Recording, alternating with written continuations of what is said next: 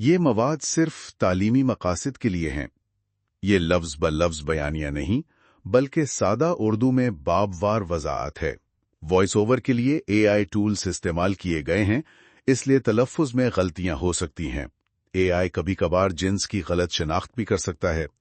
Learn with Hamza याकूब में खुशामदीद। आज हम मिशेल फुको की एक बहुत अहम किताब the birth of the clinic के बिल्कुल शुरू के हिस्सों को देख रहे हैं, यानी मुतरजिम का नोट और पेश लफ्ज। जी, और ये किताब सिर्फ आप कह लें कि हस्पतालों की तारीख नहीं है। नहीं, बिल्कुल नहीं। ये तो इससे कहीं ज्यादा गहरी बात करती है। ये खोज लगाती है कि अच्छा जदीद तिब ने इंसानी जिस्म को समझने का, उसे देखने का अंदाज कैसे बदला। बिल्कुल, फोको का जो मरकजी नुक्ता है वो यही है कि जदीद क्लिनिक का क़याम सिर्फ कोई साइंसी या टेक्निकी पेशरफ्त का नतीजा नहीं था। तो खैर क्या था? असल तब्दीली थी गेज में, यानी निगाह, वो खास तरीका जिससे डॉक्टरों ने इंसानी जिस्म को देखना शुरू किया, उसे समझना शुरू किया। ये देखने के अंदाज की एक पूरी, आप समझे, नई तंजीम थी। अच्छा, किताब के जो मुतरजिम हैं AM शेरिडन स्मिथ, वो शुरू में बताते भी हैं कि फूको की जबान वो थोड़ी पेचीदा है। जी हाँ, कुछ अल्फाज खास तौर पर, जैसे क्लिनिक खुद, ये सिर्फ एक इमारत यानी अस्पताल नहीं, बल्कि पूरा तिब्बी निज़ाम, तालीमगाह, सब कुछ इसमें शामिल है। और गेज यानी निगाह, इसका भी कोई एक सीधा साधा तर्जमा मुश्किल है। बिल्कुल, तो मुतरजिम ने कोशिश की है कि वो गहराई कायम रहे। फिर पेश लफ्ज में फूको खुद अपना मकसद वाजे करते हैं। क्या मकसद बताते हैं वो ये दिखाना चाहते हैं कि तिब कैसे बदली। पहले जो आम किस्म की थियरीज होती थीं, उनसे निकलकर तिब कैसे ठोस मखसूस तशखीस तक पहुंची, यानी डायग्नोसिस तक। और इस तशखीस की बुनियाद क्या बनी? बुनियाद बने वो चीजें जो क्लिनिक के माहौल में देखी जा सकती थीं और जिनके बारे में बात की जा सकती थी, यानी मुशाहिदा और जबान। लेकिन ये तब्दीली इतनी अहम क्यों थी? मतलब जाहिर है तिब तरक्की करती है, नए तरीके आते हैं। फुको कहते हैं कि ये आम तरक्की से बढ़कर थी, और इसको समझाने के लिए वो दो बड़ी दिलचस्प मिसालें देते हैं, पुरानी और नई तिब की। अच्छा, कौन सी मिसालें? इलाज कर रहे थे और उन्होंने लिखा कि इलाज के दौरान मरीजा के जिस्म से नम पार्चमेंट जैसे झिल्लीदार टिश्यूज निकले। ओह, ये तो काफी अजीब सी तफसील लगती है, मतलब आज के दौर के हिसाब से। जी बिल्कुल, ये पुरानी तिब्बी कहानियों जैसी लगती है। फिर इसके मुकाबले में फुको 100 साल से भी कम अरसे बाद के एक और डॉक्टर बेल की मिसाल देते हैं। और बेल ने क्या किया? बेल ने दिमाग की झिल्लियों की एक दायमी सोजिश, क्रॉनिक मेनिंजाइटिस की इतनी तफसीली वजाहत की है। रंग, साख्त, तहें, बारीक खून की नालियां, सब कुछ। अच्छा, ऐसा लगता है जैसे खुर्दबीन से देखकर लिखा हो। ये तो वाकई जमीन आसमान का फर्क है।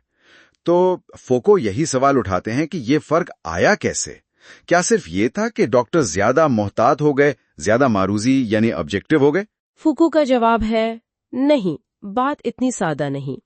ये सिर्फ ज्यादा गौर से देखने की बात नहीं थी।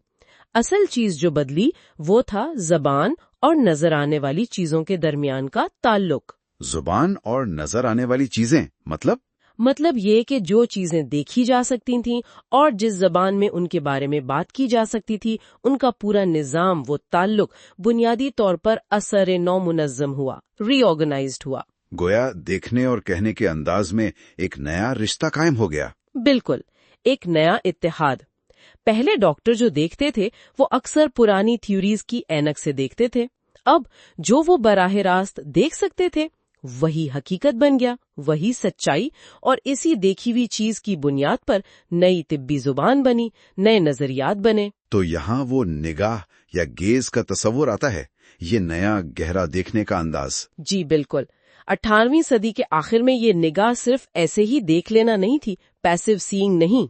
तो कैसी थी ये निगाह? ये एक फाल, एक्टिव नजर थी, जांचने वाली, दर्जाबंदी करने वाली, क्लासिफाइंग करने वाली। ये निगाह जिस्म को इल्म और ताकत के एक नए फ्रेमवर्क में फिट कर रही थी। ये सिर्फ सतह पर नहीं रुकती थी, बल्कि जिस्म की गहराइयों में उतर कर सच्चाई तलाश करती थी। और ये सच्चाई कैसे मिलती थी? फुको कहते हैं कि ये चीजों की तारीक गहराई में थी, जिसे देखने वाले की सुस्त परखती हुई नजर ही रोशन कर सकती थी। इसी निगाह ने फर्द को, इंडिविजुअल को, उसकी मुनफरिद खुसूसियात के साथ एक साइंसी मुताले का मौजू बनाया। अच्छा, तो ये सिर्फ कोई फिलोसोफियाना बात नहीं थी, इसने अमली तौर पर डॉक्टरों के काम करने का तरीका भी बदला? यकीनन। फुको कहते हैं कि क्लिनिकल तजुर्बे की असल अहमियत यही है कि उसने बीमारी के बारे में बात करने के इम्कानात को ही गहराई में बदल दिया। और ये तब्दीली जाहिर कैसी होती है? एक बहुत बुनियादी सवाल में देखें, 18वीं सदी में डॉक्टर आम तौर पर मरीज से क्या पूछता था? शायद, क्या मसला है आपको, या कुछ ऐसा? जी बिल्कुल, what is the matter with you. ये एक अमूमी सवाल था, मरीज की पूरी कैफियत के बारे में। ठीक है। लेकिन क्लिनिक के दौर में ये बुनियादी सवाल बदल गया। क्या बन गया? सवाल बन गया, कहाँ दर्द होता है? Where does it hurt? ओ, बज़ाहिर तो ये बहुत छोटी सी तब्दीली लगती है। क्या मसला है से कहाँ दर्द है? हाँ, बज़ाहिर छोटी है, लेकिन फूको के लिए ये मामूली नहीं है।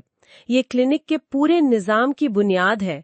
ये जाहिर करता है कि अब तवज्जो मरीज के आम कहानी या हालत से हट गई है और किस चीज पर आ गई? जिस्म के एक मखसूस मुकाम पर, एक स्पेसिफिक लोकेशन पर, एक ऐसी चीज पर जिसे देखा जा सकता है, महसूस किया जा सकता है। जिस्म गोया एक नक्शा बन गया जिस पर बीमारी के निशानात तलाश करने थे। अच्छा, तो ये सवाल कहाँ दर्द होता है, ये सिर्फ जगह पूछना नहीं था? नहीं, फुको के नजदीक ये इससे बहुत बढ़कर था। ये जिस्म को एक ऐसी शय में बदलने का कदम था जिसे नापा जा सके, दर्जाबंदी की जा सके, जिस पर साइंसी गुफ्तगू हो सके। इसी सवाल ने एक तरह से फर्द के बारे में मुनज़्ज़म साइंसी गुफ्तगू का दरवाजा खोला। तो गोया क्लिनिक सिर्फ एक जगह नहीं थी, बल्कि जिस्म को देखने, समझने और इस पर बात करने का एक पूरा नया तरीका था, एक नई निगाह थी। बिल्कुल, और ये समझना अहम है क्योंकि आज भी हमारी तिब किसी न किसी हद तक उसी निगाह के तसलसल में काम करती है।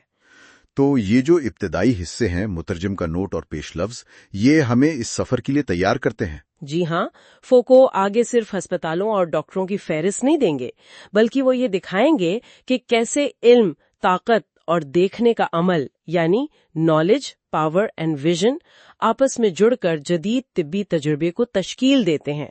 वाकई ये सोचने वाली बात है कि सिर्फ एक सवाल बदलने से क्या मसला है से कहाँ दर्द है तक आने में कितना कुछ बदल गया। माने बदल गए, बीमारी को समझने का तरीका बदल गया। बिल्कुल, और अगले अब्वाब में हम यही देखेंगे कि ये तब्दीली ठोस तौर पर कैसे आई, खास तौर पर फ्रांसीसी इनकलाब के जो हंगामा खेज साल थे उनके आसपास, क्योंकि मुआशरती और सियासी तब्दीलियों का भी तिब्बी सोच पर गहरा असर पड़ा। तो फुको हमें सोचने पर मजबूर करते हैं, अगर तिब की दुनिया में देखने का अंदाज, ये निगाह इतनी बुनियादी तौर पर बदल सकती है, तो आज हमारी अपनी जिंदगियों में, हमारे मुआशरे में कौन सी दूसरी निगाहें हैं जो हमारी हकीकत को तश्कील दे रही हैं और शायद हमें उनका पूरी तरह एहसास भी नहीं। आज हम मिशेल फोको की मशहूर किताब the birth of the clinic के पहले बाब पर बात कर रहे हैं। इसका उन्वान है स्पेसेस एंड क्लासेस, यानी जगहें और दर्जाबंदियां। फोको इस बाब में ये खोज लगाते हैं कि तिब का शोबा बीमारी को एक अमूमी मुबहम सी चीज समझने से निकलकर उसे जिस्म के अंदर मखसूस जगहों और दर्जाबंदियों में देखने तक कैसे पहुंचा। खासतौर पर 18वीं सदी के आखिर में ये एक बड़ी तब्दीली थी, है ना, कि बीमारी को समझने के लिए नई जगहें बनी, जैसे अस्पताल, और बीमारियों की नई किस्में या क्लासेस बनाई गई। आइए इस सफर को समझते हैं। जी बिल्कुल, और ये तब्दीली बहुत गहरी थी। ये सिर्फ कोई साइंसी दरियाफ्त नहीं थी, बल्कि इंसान, उसके जिस्म और सेहत को देखने का एक बिल्कुल नया जाविया था। इसने हमारे सोचने के, हमारे समाजी और फिक्री दोनों तरह के ढांचे बदल दिए। तो आइए शुरू से देखते हैं। फोको बताते हैं कि 19वीं सदी में जो पैथोलॉजिकल एनाटमी आई, यानी बीमारियों का जिस्म के अंदर मुतालिया, उससे पहले ये ख्याल इतना पक्का नहीं था कि बीमारी लाजमन जिस्म के अंदर किसी खास जगह पर ही होती है। हाँ, इससे पहले एक बिल्कुल मुख्तलिफ निजाम था जिसे फोको दर्जाबंदी वाली तिब यानी क्लासिफिकेटरी मेडिसिन कहते हैं। ये हमें सावाच और पिनिल जैसे लोगों के काम में नजर आता है। अच्छा, تو کیا یہ درست ہے کہ وہ بیماری کو تقریباً ایک الگ وجود، ایک الگ مخلوق سمجھتے تھے، جیسے پودوں یا جانوروں کی قسمیں ہوتی ہیں، خاندان ہوتے ہیں؟ بالکل ٹھیک کہا آپ نے۔ اس دور میں بیماری جسم میں کہاں ہے یعنی لوکلائزیشن یہ بہت ثانوی تھی۔ اصل چیز بیماری کی اپنی ایک خاص شکل، ایک ترتیب یا کانفیگریشن تھی۔ یہ مشابہتوں یعنی اینالوجیز پر مبنی تھی۔ فوکو اسے بیماری کا تاریخی علم کہتے ہیں، یعنی صرف ظاہری علامات جیسے بخار، کھانسی، درد ان پر دھیان دینا۔ گہرائی میں کیا ہو رہا ہے اس پر نہیں؟ جی، گہرائی پر نہیں۔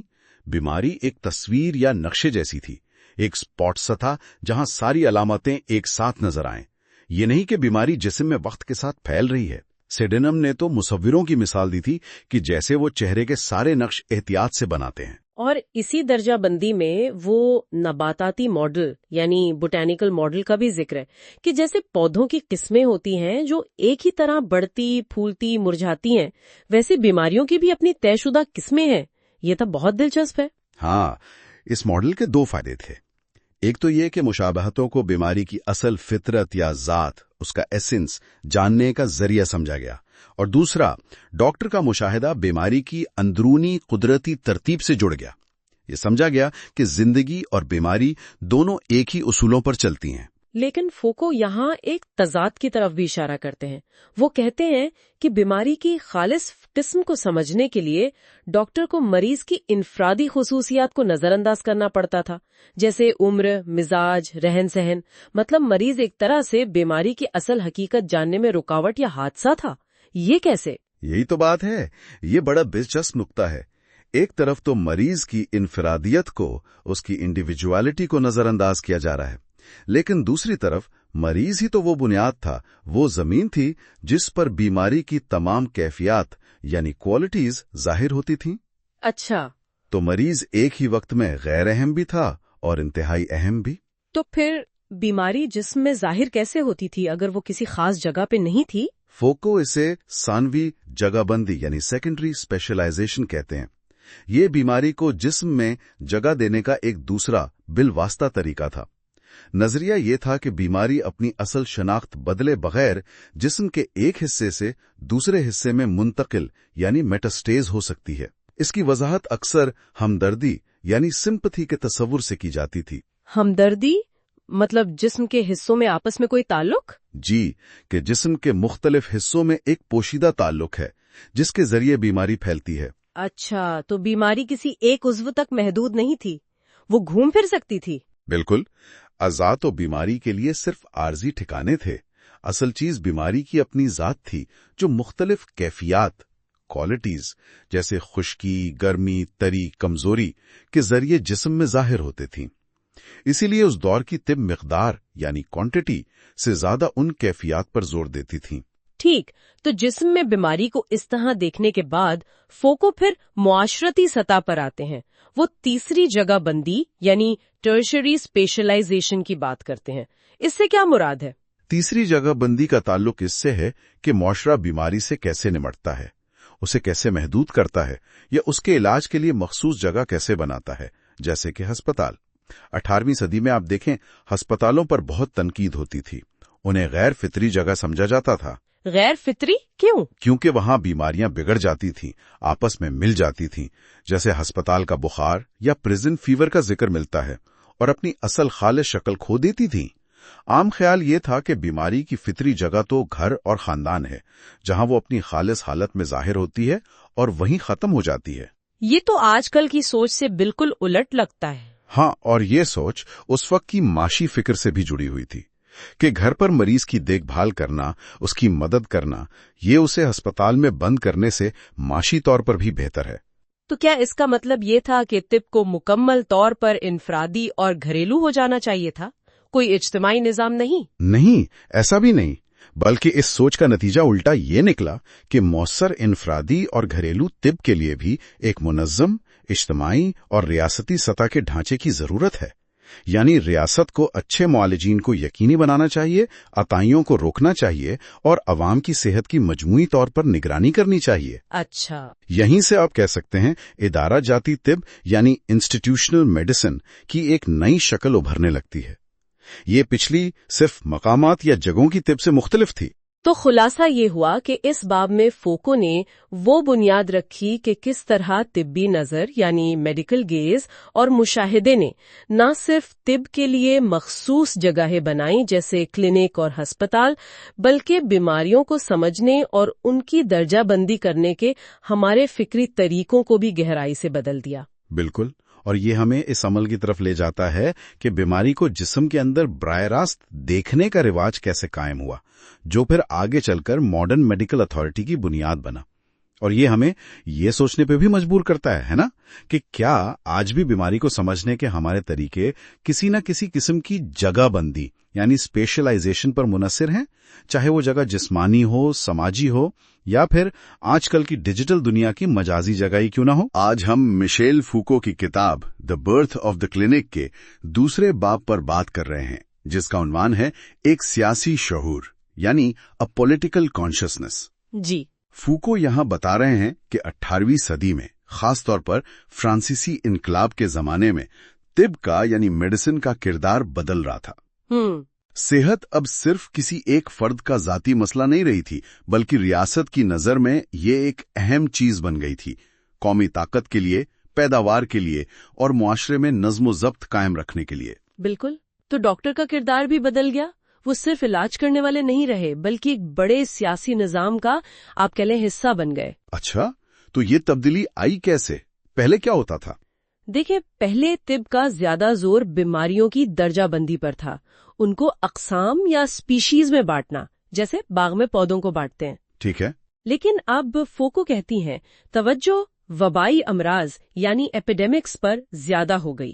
یہ وہ بیماریاں تھیں جو پورے معاشرے کو اجتماعی طور پر متاثر کرتی تھیں اور کسی خاص وقت اور جگہ سے جڑی ہوتی تھیں۔ جیسے مثال کے طور پر؟ جی، جیسے مارسیلز میں 1721 میں وبا پھیلی یا روئے میں 1769 میں۔ یہ واقعات اہم ہو گئے۔ تو یہ سوچ بیماری کے جوہر یعنی ایسنس سے ہٹ کر اس کے پھیلاؤ، اس کی مقدار یعنی کوانٹٹی کی طرف چلی گئی۔ بالکل، ایک طرح سے یہ سمجھا جانے لگا کہ ایک اکیلا کیس بھی ایک چھوٹی سی وبا جیسا ہے۔ اچھا، تو مطلب یہ صرف بیماری کی قسم جاننا نہیں رہا، بلکہ یہ دیکھنا اہم ہو گیا کہ بیماری کب، کہاں اور کیسے پھیل رہی ہے۔ جی ہاں، اور یہ صرف جراثیم کی بات نہیں تھی۔ وبا کو ایک منفرد تاریخی واقعہ سمجھا جانے لگا۔ تاریخی واقعہ؟ ہاں، جو پورے ماحول سے مل کر بنتا ہے۔ موسم، مٹی، قحط، سماجی حالات، یہ سب چیزیں مل کر وبا کی شکل بناتی تھیں۔ جیسے فوکو مثال دیتی ہیں نیمز کی ٹھنڈی ہوا یا پیرس کی گرمی، ان چیزوں کو بیماری کے ساتھ جوڑا جاتا تھا۔ اور چھوت یعنی کنٹیجن کا کیا کردار تھا؟ وہ اس پوری تصویر کا صرف ایک حصہ سمجھا جاتا تھا، اس کی بنیاد نہیں۔ مطلب بیماری کیسے پھیلتی ہے یہ ایک پہلو تھا، لیکن اصل چیز وہ پورا ماحول تھا جس میں وبا پنپتی تھی۔ اور یہ جو وبائی امراض پر اتنی توجہ دی جانے لگی، کیا یہ واقعی جیسا آپ نے شروع میں اشارہ کیا سیاسی ضرورتوں کی وجہ سے تھی؟ ریاست کو اس سے کیا لینا دینا تھا؟ فوکو کا تو یہی استدلال ہے کہ اس کے پیچھے سیاسی محرکات تھے۔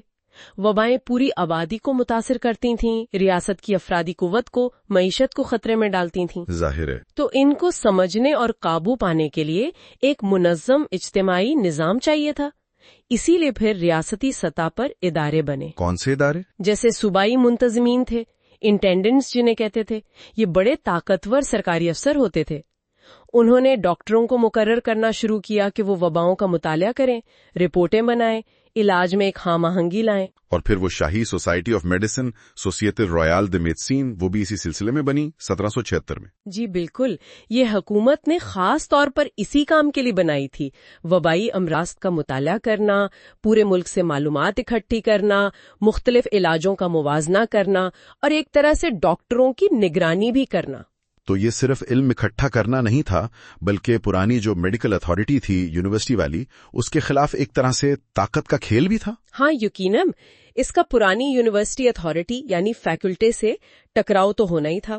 یہ ٹکراؤ اصل میں یہ دکھا رہا تھا کہ کیسے طب پر ریاستی کنٹرول بڑھ رہا ہے اور ایک نیا مرکزی طبی شعور بن رہا ہے جسے حکومت کی حمایت حاصل تھی۔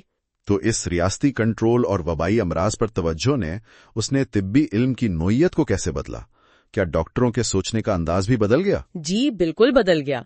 अब इल्म का महवर सिर्फ ये नहीं रहा कि अलामात देखकर बीमारी को किसी खाने में फिट कर दिया जाए। तो फिर क्या हुआ? अब जोर इस बात पर आ गया जिसे फूको मैदान को तराशना कहती हैं, यानी कार्विंग अप द फील्ड। उसका मतलब था इल्म को मुनज़्ज़म करने का एक नया तरीका। अब मुख्तलिफ किस्म की मालूमात को एक साथ देखा जाने लगा। मसलन जैसे मौसम का रोजाना का हाल, कौन सी बीमारियां कहाँ ज्यादा हैं, मरीज कैसे ठीक हो रहे हैं, इन सब मालूमात के सिलसिलों यानी सीरीज को इकट्ठा करके उनके दरमियान ताल्लुकात और असबाब यानी कॉजल कनेक्शंस को समझने की कोशिश की गई। राजूक्स की मिसाल फूको देती हैं, जो रोजाना मौसम और मरीजों की हालत का बड़ा तफसीली मुआजना करते थे। अच्छा, तो इसका मतलब ये हुआ कि एक मरकजी कौमी सतह का तिब्बी शऊर, एक कॉन्शियसनेस उभर रहा था। जी हाँ, जो बेवक्त दो सतहों पर काम कर रहा था। एक तरफ तो मकामी डॉक्टर था जो बराह रास्त मुशाहिदा कर रहा था, और दूसरी तरफ एक मरकजी इदारा जैसे शाही सोसाइटी जो ये सारी मालूमात जमा करके उसका तज्जिया करता था और बड़े पैमाने पर फैसले करता था। तो तिब और समाज वो आपस में जुड़ गए। बिल्कुल, तिब्बी निगरानी जो थी वो पूरे समाज पर फैल गई। डॉक्टरों का एक जाल बिछाया गया, बीमारियों के जोग्राफियाई नक्शे बने जिन्हें मेडिकल टोपोग्राफी कहते हैं, अवाम को सेहत के उसूल सिखाए जाने लगे। तिब जो है वो बराह रास्त रियासत के मंसूबों का, उसके निजाम का हिस्सा बन गई। फोको यहाँ दो बड़े दिलचस्प ख्वाबों का जिक्र भी करते हैं। आप कह लें कि दो तसव्वुराती मंसूबे या मिथ्स जो उस दौर में चल रहे थे। जी, वो करती हैं। पहला ख्वाब तो ये था कि एक कौमी सतह पर मुनज़्ज़म तिब्बी पेशा हो, जैसे पादरी होते हैं। डॉक्टर रियासत के मुलाजिम हों, मुफ्त इलाज करें, रियासत उनकी तरबियत करे, निगरानी करे, यानी मुकम्मल रियासती कंट्रोल। हाँ, और दूसरा ख्वाब उसके बिल्कुल उल्ट था। एक ऐसा आजाद सेहतमंद मुआशरा जहां बीमारी हो ही ना और डॉक्टर का किरदार आहिस्ता आहिस्ता गैर जरूरी हो जाए। पहले वो सियासी मददगार हो, फिर मशीर, और आखिर में उसकी जरूरत ही ना रहे। ये तो बिल्कुल मुतजाद बातें लगती हैं। एक तरफ मुकम्मल कंट्रोल, दूसरी तरफ डॉक्टर की जरूरत ही खत्म।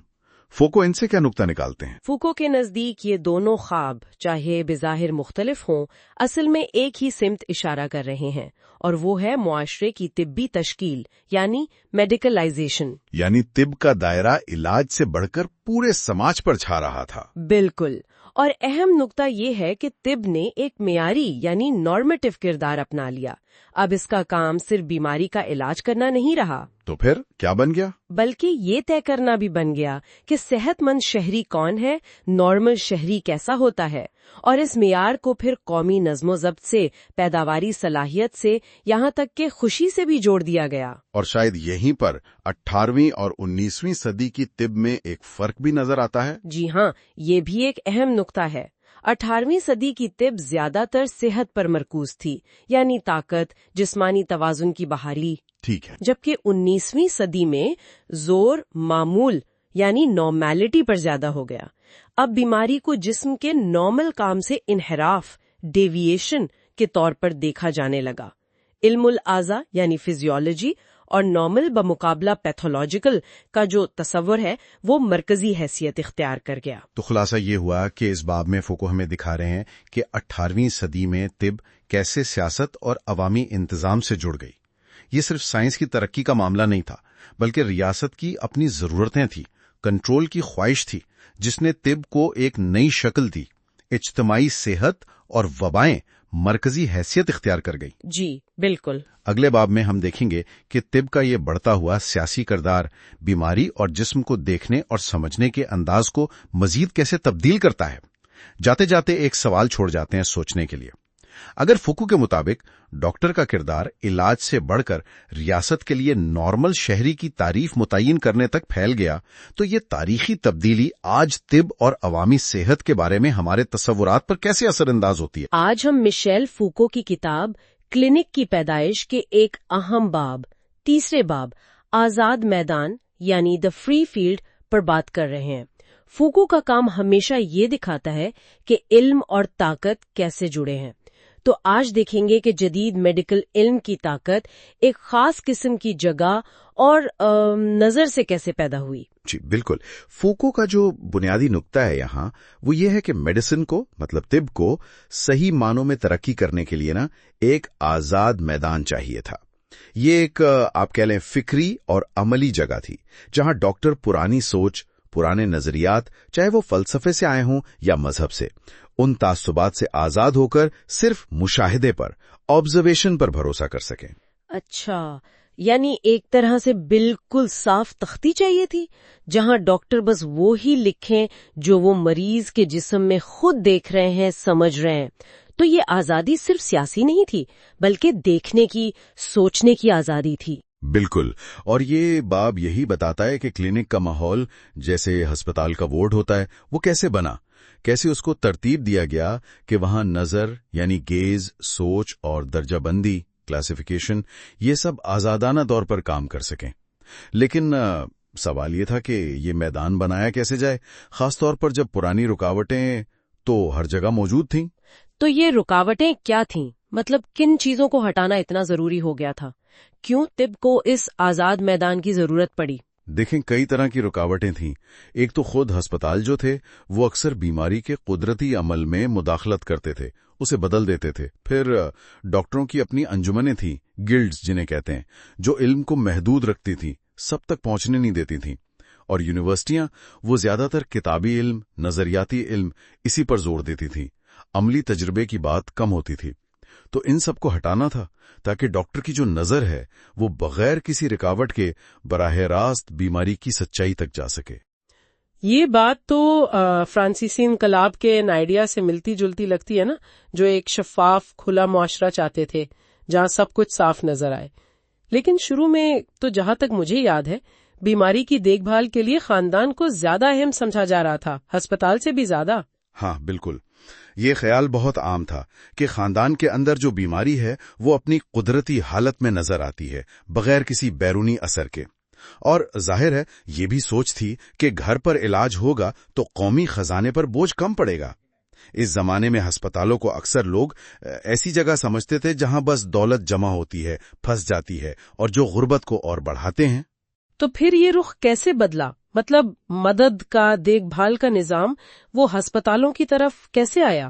ہوا یہ کہ ایک بڑا مرکزی نیشنل فنڈ بنانے کا منصوبہ تھا، وہ تو ناکام ہو گیا۔ تو اس کے بجائے مدد کا جو نظام تھا وہ غیر مرکزی ہو گیا، ڈی سینٹرلائزڈ، یعنی مقامی سطح پر آ گیا۔ اس سے ایک بہت آپ کہیں دلچسپ تبدیلی آئی۔ مقامی ڈاکٹروں کا کردار بہت بڑھ گیا، وہ فیصلہ کرنے لگے کہ مدد کسے ملے گی، کہاں ملے گی۔ ایک طرح سے وہ ڈاکٹر مجسٹریٹ بن گئے، مطلب طبی اختیار کے ساتھ ساتھ سماجی اختیار بھی۔ اچھا، یعنی ڈاکٹر صرف علاج نہیں کر رہے تھے بلکہ یہ بھی دیکھ رہے تھے کہ سماج کے وسائل کیسے تقسیم ہوں۔ جی بالکل، یہ تو طاقت کا ایک بالکل نیا روپ ہے۔ جی بالکل، اور ظاہر ہے جہاں خاندان نہیں تھا یا کوئی گھر نہیں تھا یا پھر مریضوں کو متحدی بیماریاں تھیں یعنی چھوت کی یا بہت پیچیدہ قسم کی بیماریاں، وہاں تو ہسپتال ضروری سمجھے گئے۔ بلکہ ژاک ٹینون جیسے لوگوں نے تو یہ بھی کہا کہ ہسپتالوں کو بیماریوں کی قسم کے حساب سے مریضوں کے آنے کی ترتیب سے الگ الگ حصوں میں بانٹ دینا چاہیے۔ گویا ہسپتال اب صرف مریضوں کو رکھنے کی جگہ نہیں رہا تھا، وہ علم کو ترتیب دینے، بیماریوں کو کلاسیفائی کرنے، ان کی سچائی کو سمجھنے کی ایک منظم جگہ، ایک لیبارٹری بنتا جا رہا تھا۔ جی، لیکن پھر انقلاب کے دوران تو حالات بہت ہی ڈرامائی ہو گئے، خاص طور پر جو ماؤنٹن پارٹی تھی نا، جو انقلاب کے زیادہ ریڈیکل آپ کہہ لیں انتہا پسند نظریات رکھتی تھی، انہوں نے تو ہسپتالوں کو بالکل ختم کرنے کا ہی مطالبہ کر دیا۔ ان کے نزدیک ہسپتال غربت کی، پرانے نظام کی علامت تھے۔ نعرہ تھا مشہور، نہ خیرات نہ ہسپتال، نو مور آرمز نو مور ہاسپٹلز۔ کیا واقعی ہسپتال ہی ختم کر دیں؟ یہ تو بہت ہی بڑا قدم لگتا ہے۔ کیا ایسا ہوا بھی؟ نعرہ تو بہت زور شور سے لگا، ہسپتالوں کے فنڈز کو قومی ملکیت بھی بنا دیا گیا، لیکن عملی طور پر سارے ہسپتال ختم نہیں ہوئے، یہ ممکن نہیں تھا۔ لیکن ہاں، اس سارے عمل سے طبی نظام میں ایک بہت بڑا بحران ضرور پیدا ہو گیا۔ اور اسی دوران طب کی تعلیم کا جو نظام تھا وہ بھی مسائل کا شکار تھا۔ بالکل پرانا نظام جو تھا، جو 1707 کے ایک شاہی فرمان، مارلی فرمان کہتے ہیں اسے، اس پر چل رہا تھا، وہ بالکل ناکارہ ہو چکا تھا۔ انقلاب نے اصلاحات تو مانگی، لیکن جب یونیورسٹیاں بند ہو گئیں، ڈاکٹروں کی پرانی انجمنیں، گلڈز وہ ختم کر دی گئیں، تو یہ سوال کھڑا ہو گیا کہ بھئی قابلیت کیسے پرکھی جائے، معیار کیسے یقینی بنایا جائے، بغیر پرانے مراعات والے نظام کے اہلیت کا تعین کیسے ہو؟ تو تعلیم کا نظام بھی خراب، ہسپتالوں پر بھی سوالیہ نشان۔ لگتا ہے اصل مسئلہ شاید ان سب سے زیادہ گہرا تھا، کچھ دیکھنے اور سمجھنے کے عمل سے جڑا ہوا۔ بالکل، اور یہ فوکو کا شاید سب سے اہم نقطہ ہے اس باب میں۔ سب یہ تو مانتے تھے کہ ڈاکٹروں کی جو ٹریننگ ہے وہ عملی ہونی چاہیے، ہسپتال میں مریضوں کو دیکھ کر، صرف کتابیں پڑھ کر نہیں۔ لیکن مسئلہ یہ تھا کہ جو نیا علم ڈاکٹر اپنی آنکھوں سے دیکھ رہے تھے نا، اسے بیان کرنے کے لیے، اسے دوسروں کو سکھانے کے لیے ان کے پاس نہ تو صحیح الفاظ تھے، نہ کوئی منظم طریقہ تھا۔ فوکو نے کیا خوب کہا ہے، جو نظر آ سکتا تھا وہ ناقابل بیان تھا اور ناقابل تعلیم۔ The visible was neither discernible nor discursable، مطلب علم آنکھوں کے سامنے تھا لیکن زبان اور تعلیم کے دائرے سے باہر تھا۔ یہ تو بڑی عجیب صورتحال ہے، دیکھ سکتے ہیں مگر بتا نہیں سکتے، سکھا نہیں سکتے۔ اور اس سے بھی زیادہ دلچسپ یا آپ کہیں آئرونک بات یہ ہے کہ وہی انقلابی نظریے جو تھے، آزاد نظر کا تصور، روشنی کا استعارہ، جو اصل میں کلینک کی بنیاد بننے چاہیے تھے، وہی کچھ عرصے تک اس کی عملی تنظیم، اس کے ڈھانچے کی راہ میں سب سے بڑی رکاوٹ بنے رہے، کیونکہ یہ نظریات بہت تجریدی تھے، ایبسٹریکٹ تھے۔ انہوں نے ٹھوس، عملی، زمینی حقائق اور ضرورتوں کو نظر انداز کر دیا۔ تو خلاصہ یہ نکلتا ہے کہ یہ باب ہمیں دکھاتا ہے کہ کیسے تجرباتی علم کے لیے، یعنی امپیریکل نالج کے لیے، ایک غیر جانبدار، ایک کھلی جگہ بنانے کی جدوجہد کی گئی۔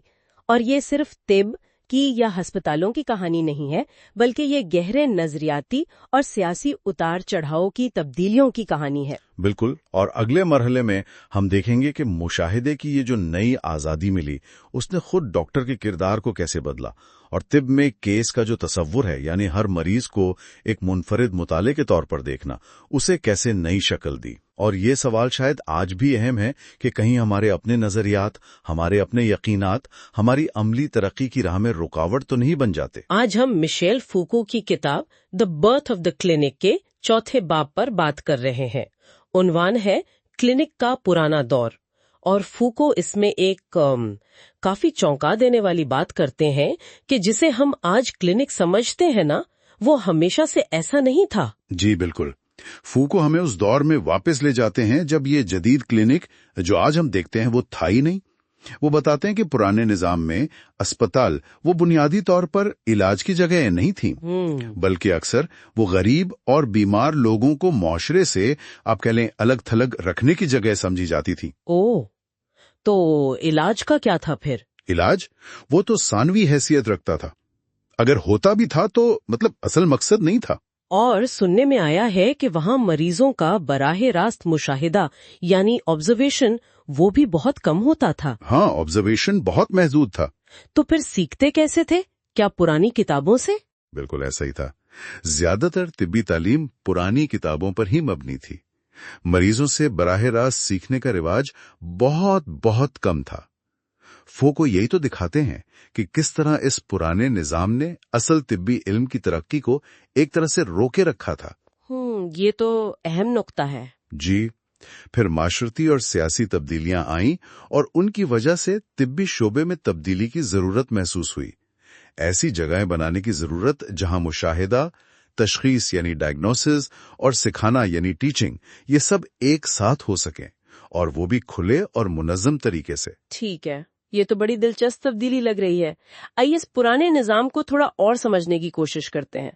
فوکو بتاتے ہیں کہ 18ویں صدی میں یہ خیال عام تھا کہ ڈاکٹر کا مریض کے بستر کے پاس ہونا یہی ہمیشہ سے طبی علم کا اصل ذریعہ رہا ہے۔ بھلے نظریات بدلتے رہے ہوں، لیکن یہ بنیاد نہیں بدلی۔ جی، اور یہیں فوکو اس عام خیال کو چیلنج کرتے ہیں۔ وہ کہتے ہیں کہ یہ سوچ درست نہیں ہے۔ حقیقت میں وقت کے ساتھ ساتھ ڈاکٹروں کے مریض کو سمجھنے کا انداز، ان کے مشاہدے کا دائرہ، اور جسے فوکو نظر کہتے ہیں، یعنی a specific way of seeing and understanding a gaze, وہ سب بدلتے رہیں۔ اچھا، جی، یہ کہنا کہ کلینک ہمیشہ سے ایک جیسا تھا، یہ دراصل بعد میں بنائی گئی ایک کہانی تھی، تاکہ اس وقت کے جو نئے کلینکل ادارے بن رہے تھے انہیں ایک تاریخی جواز، ایک لیجیٹمیسی مل سکے۔ اچھا، تو پھر 18ویں صدی سے پہلے کے جو مشہور کلینکس تھے جیسے لڈن یا ایڈنبرا میں، وہ کیا تھے پھر؟ اگر وہ آج جیسے نہیں تھے تو ان کا مقصد کیا تھا؟ انہیں ہم ایک طرح سے پروٹو کلینکس کہہ سکتے ہیں، یعنی ابتدائی کلینکس۔ ان کا مقصد ہر مریض کا علاج کرنا نہیں تھا جیسا کہ عام اسپتال میں ہوتا ہے، بلکہ ان کا مقصد تھا ایسے کیسز جمع کرنا جو سکھانے کے لیے آپ کہہ لیں انسٹرکٹیو ہوں، مثالی ہوں۔ وہ چاہتے تھے کہ بیماریوں کی جو پہلے سے موجودہ درجہ بندی تھی، یعنی نیسولوجی، اسے مثالوں کے ذریعے دکھایا جا سکے۔ یعنی مریض خود اہم نہیں تھا، وہ صرف ایک مثال تھا؟ ایک طرح سے جی، مریض بیماری کی ایک چلتی پھرتی مثال تھا جس کے ذریعے بیماری کے متن، اس کی تحریر کو پڑھا جاتا تھا۔ یعنی کہ اصل مقصد بیماری کو پہچان کر اسے ایک نام دینا تھا جو پہلے سے موجود فہرست میں شامل ہو، نہ کہ مریض کے جسم کی گہرائی میں جا کر اصل مسئلے کو سمجھنا۔ بالکل، مشاہدے کا مقصد صرف یہ تھا کہ مریض کی علامات کو دیکھ کر بیماری کا پہلے سے طے شدہ نام، اس کی ڈیزگنیشن بتا دی جائے۔ یہ بالکل ایک پہیلی بوجھنے جیسا تھا، ڈسائفرنگ۔ آج کی طرح کا تفصیلی کلینکل ایگزامینیشن نہیں تھا۔ ڈاکٹر کی نظر خود سے تجزیہ یعنی اینالائز نہیں کر رہی تھی، وہ باہر سے دی گئی زبان پر یعنی بیماری کے نام پر انحصار کر رہی تھی۔ یہ بات تو واقعی حیران کن ہے کہ یہ کلینکس بنیادی طور پر صرف سکھانے کے لیے تھے، ٹیچنگ کے لیے، استاد سے شاگرد تک علم پہنچانے کے لیے۔ تو کیا اس کا مطلب ہے کہ وہاں نیا علم دریافت کرنے کی، ڈسکوری کی کوئی گنجائش ہی نہیں تھی؟ بنیادی طور پر تو نہیں تھی۔ یہ جگہیں پہلے سے موجود علم کو ہی مختصر اور عملی شکل میں پیش کرتی تھی۔ استاد وہ دکھاتا تھا، مونتھرے، جو وہ نظریاتی طور پر پہلے سے جانتا تھا، ڈیمونتھرے۔ البتہ اس میں ایک آزمائش یا ٹیسٹ کا پہلو ضرور تھا۔ آزمائش؟ کس طرح کی آزمائش؟ شاگرد دیکھتے تھے کہ استاد کی تشخیص اور علاج وقت کے ساتھ صحیح ثابت ہوتے ہیں یا نہیں۔ اگر استاد غلط ثابت ہوتا تو گویا فطرت خود بول پڑتی تھی، نیچرز لینگویج سامنے آ جاتی تھی۔ اس سارے عمل کا ریکارڈ رکھا جاتا تھا، حتیٰ کہ موت کی صورت میں پوسٹ مارٹم یعنی ڈائسیکشن بھی ہوتا تھا۔ اچھا، پوسٹ مارٹم بھی؟ جی، لیکن فوکو کہتے ہیں کہ یہ ابھی تک سائنسی زبان نہیں بنی تھی۔ یہ ایک طرح کی کھیل کی زبان تھی، اے گیمنگ لینگویج، جہاں علم قسمت یا مہارت کی بنیاد پر جیتتا یا ہارتا تھا۔ یہ ایک قسم کی بازی تھی، سائنس نہیں جیسی ہم آج سمجھتے ہیں۔ یہ سب جان کر تو ذہن میں سوال اٹھتا ہے کہ 18ویں صدی کے آخر میں اس پرانے کلینک کی اصل حیثیت کیا تھی؟ اس کا مجموعی مطلب کیا نکلتا ہے؟ مطلب یہ ہے کہ 18ویں صدی کے آخر تک کلینک ایک بہت ہی محدود تعلیمی قسم کا ڈھانچہ تھا، ایک سٹرکچر تھا۔ یہ حقیقی سائنسی علم کی ترقی میں کوئی مرکزی، کوئی سینٹرل کردار ادا نہیں کر رہا تھا۔ اسے ایک بہت بڑی تبدیلی سے گزرنا پڑا تاکہ یہ صرف سکھانے کی جگہ نہ رہے بلکہ پورے طبی تجربے کا، میڈیکل ایکسپیرینس کا مرکز بن جائے، ایک ایسی جگہ جہاں ڈاکٹر کی نظر کے ذریعے نئی چیزیں دریافت کرنا، ڈسکوریز کرنا ممکن ہو۔ تو خلاصہ یہ ہوا کہ فوکو نے ہمیں دکھایا کہ پرانے کلینک کا ماڈل کافی محدود تھا۔ اس کا اصل مقصد بیمار کو الگ تھلگ رکھنا اور پہلے سے موجود علم کو مثالوں کے ذریعے دہرانا تھا۔ جی بالکل۔ مریض کے براہ راست مشاہدے سے نئی دریافتیں کرنا اس کا ہدف نہیں تھا، اور ڈاکٹر کی نظر، وہ گیز، ابھی تک تشخیص کا ایک آزاد اور طاقتور ذریعہ نہیں بنی تھی۔ بالکل، اور اسی پرانے ماڈل کی حدود کو سمجھ کر ہی ہم یہ جان سکتے ہیں کہ ایک نئے ماڈل کی ضرورت کیوں اور کیسے پیش آئی۔ ایک ایسا ماڈل جس میں براہ راست مشاہدے، ویزیبلٹی، سیکھنے، لرننگ اور منظم دیکھ بھال، اسٹرکچرڈ کیئر پر زور دیا گیا۔ اگلی گفتگو میں ہم دیکھیں گے کہ یہ تبدیلی کیسے آئی اور اس نے کیسے جدید ڈاکٹر کے کردار اور اس کی کلینکل نظر، کلینکل گیز کی طاقت کی بنیاد رکھی۔ اس دوران سوچنے کے لیے ایک نکتہ یہ ہے کہ جب ہم چیزوں کو دیکھنے کا اپنا طریقہ بدلتے ہیں تو خود علم کیسے بدل جاتا ہے۔ خوش آمدید۔ آج ہم مشیل فوکو کی کتاب کلینک کی پیدائش کے ایک اہم باب 5ویں باب ہسپتالوں کا سبق پر بات کر رہے ہیں۔ جی بالکل۔ تو ذرائع یہ بتا رہے ہیں کہ ہسپتال کیسے بدلے، مطلب صرف علاج کی جگہ نہیں رہے بلکہ ایک ایسی جگہ بن گئے جہاں مریضوں سے براہ راست سیکھا جاتا تھا۔ ہاں، اور یہ ایک بالکل نئی قسم کے طبی علم کی بنیاد بنانا۔ صحیح۔ یہ باب یہی دکھاتا ہے کہ ہسپتال ایک قسم کی تجربہ گاہ یعنی لیبارٹری کیسے بن گیا۔ اچھا۔ جہاں بیماری کو دیکھا گیا، اسے لکھا گیا اور پھر سکھایا بھی گیا۔ تو اصل سبق یہی تھا کہ طبی علم جو ہے وہ منظم مشاہدے سے آتا ہے، یعنی اسٹرکچرڈ آبزرویشن۔ جی، اسٹرکچرڈ آبزرویشن، بار بار کے تجربے سے، ریپیٹڈ ایکسپیرینس، اور پھر مختلف کیسز کا آپس میں موازنہ کرنے سے، کمپیریزن آف کیسز۔ ٹھیک ہے، لیکن اس میں گہرائی میں جاتے ہیں۔ کیا یہ خیال فوراً مان لیا گیا تھا؟ مجھے یاد ہے وک دازیر جیسے لوگوں نے شروع میں سوال اٹھائے تھے نا، ہاں بالکل، کہ کیا ہم واقعی ہسپتالوں سے کچھ سیکھ بھی رہے ہیں؟ یقیناً شکوک و شبہات تھے۔ شروع میں یہ اتنا آسان نہیں تھا، لیکن فوکو کہتے ہیں کہ جو دیکھنے کا عمل ہے جسے وہ نظر یا گیز کہتے ہیں، وہ بہت اہم ہو گیا۔ نظر؟ ہاں، مطلب یہ خیال کہ کسی چیز کو بس غور سے پہلی بار کی طرح دیکھنا آپ کو سچائی تک لے جا سکتا ہے۔ اچھا۔ لیکن اس خیال کو عملی جامہ پہنانے میں انقلاب فرانس کے بعد کا جو افراتفری کا دور تھا، پوسٹ تھومیڈور کیوس جسے کہتے ہیں، وہ بڑا اہم تھا۔ وہ کیسے؟ اس افراتفری میں کیا ہوا تھا؟ ہوا یہ کہ بہت سے جو تجربہ کار ڈاکٹر تھے وہ جنگ کی وجہ سے فوج میں چلے گئے، اور ان کی جگہ مطلب کم علم رکھنے والے، آپ کہہ لیں نیم حکیم، کویکس یا چارلٹنز، انہوں نے لے لی۔ تو عوام کے لیے تو مشکل ہو گئی ہوگی۔ بہت زیادہ۔ انہیں سمجھ نہیں آ رہا تھا کہ کس پہ بھروسہ کریں، تجربہ کار ڈاکٹر پہ یا ان نئے آنے والوں پہ، اور اسی دوران ہسپتالوں کی مالی حالت بھی وہ بہت خراب ہو گئی۔ پیسے نہیں تھے؟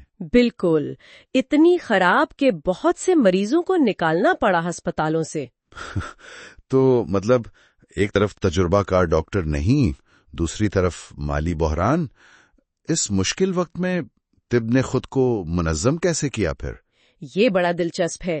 کچھ لوگوں نے تو مطالبہ کیا کہ بھئی ہسپتال دوبارہ ٹھیک سے چلائے جائیں، لیکن ساتھ ہی کچھ پڑھے لکھے طبقے تھے جنہوں نے کوشش کی کہ طبی شعبے یعنی میڈیکل پریکٹس پر اپنا کنٹرول قائم کریں۔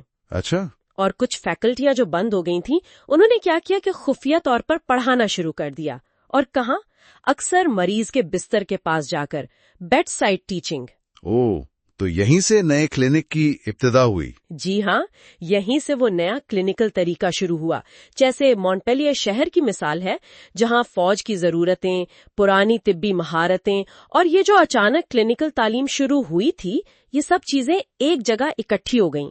تو آپ کہہ رہی ہیں کہ پرانے نظام کا یعنی یونیورسٹی اور ہسپتال کے پرانے ڈھانچے کا ٹوٹنا ضروری تھا اس نئی تجرباتی تعلیم کے لیے؟ فوکو کے مطابق ہاں، بالکل ضروری تھا، تاکہ تجربہ یعنی ایکسپیرینس وہ براہ راست تعلیم کا حصہ بن سکے۔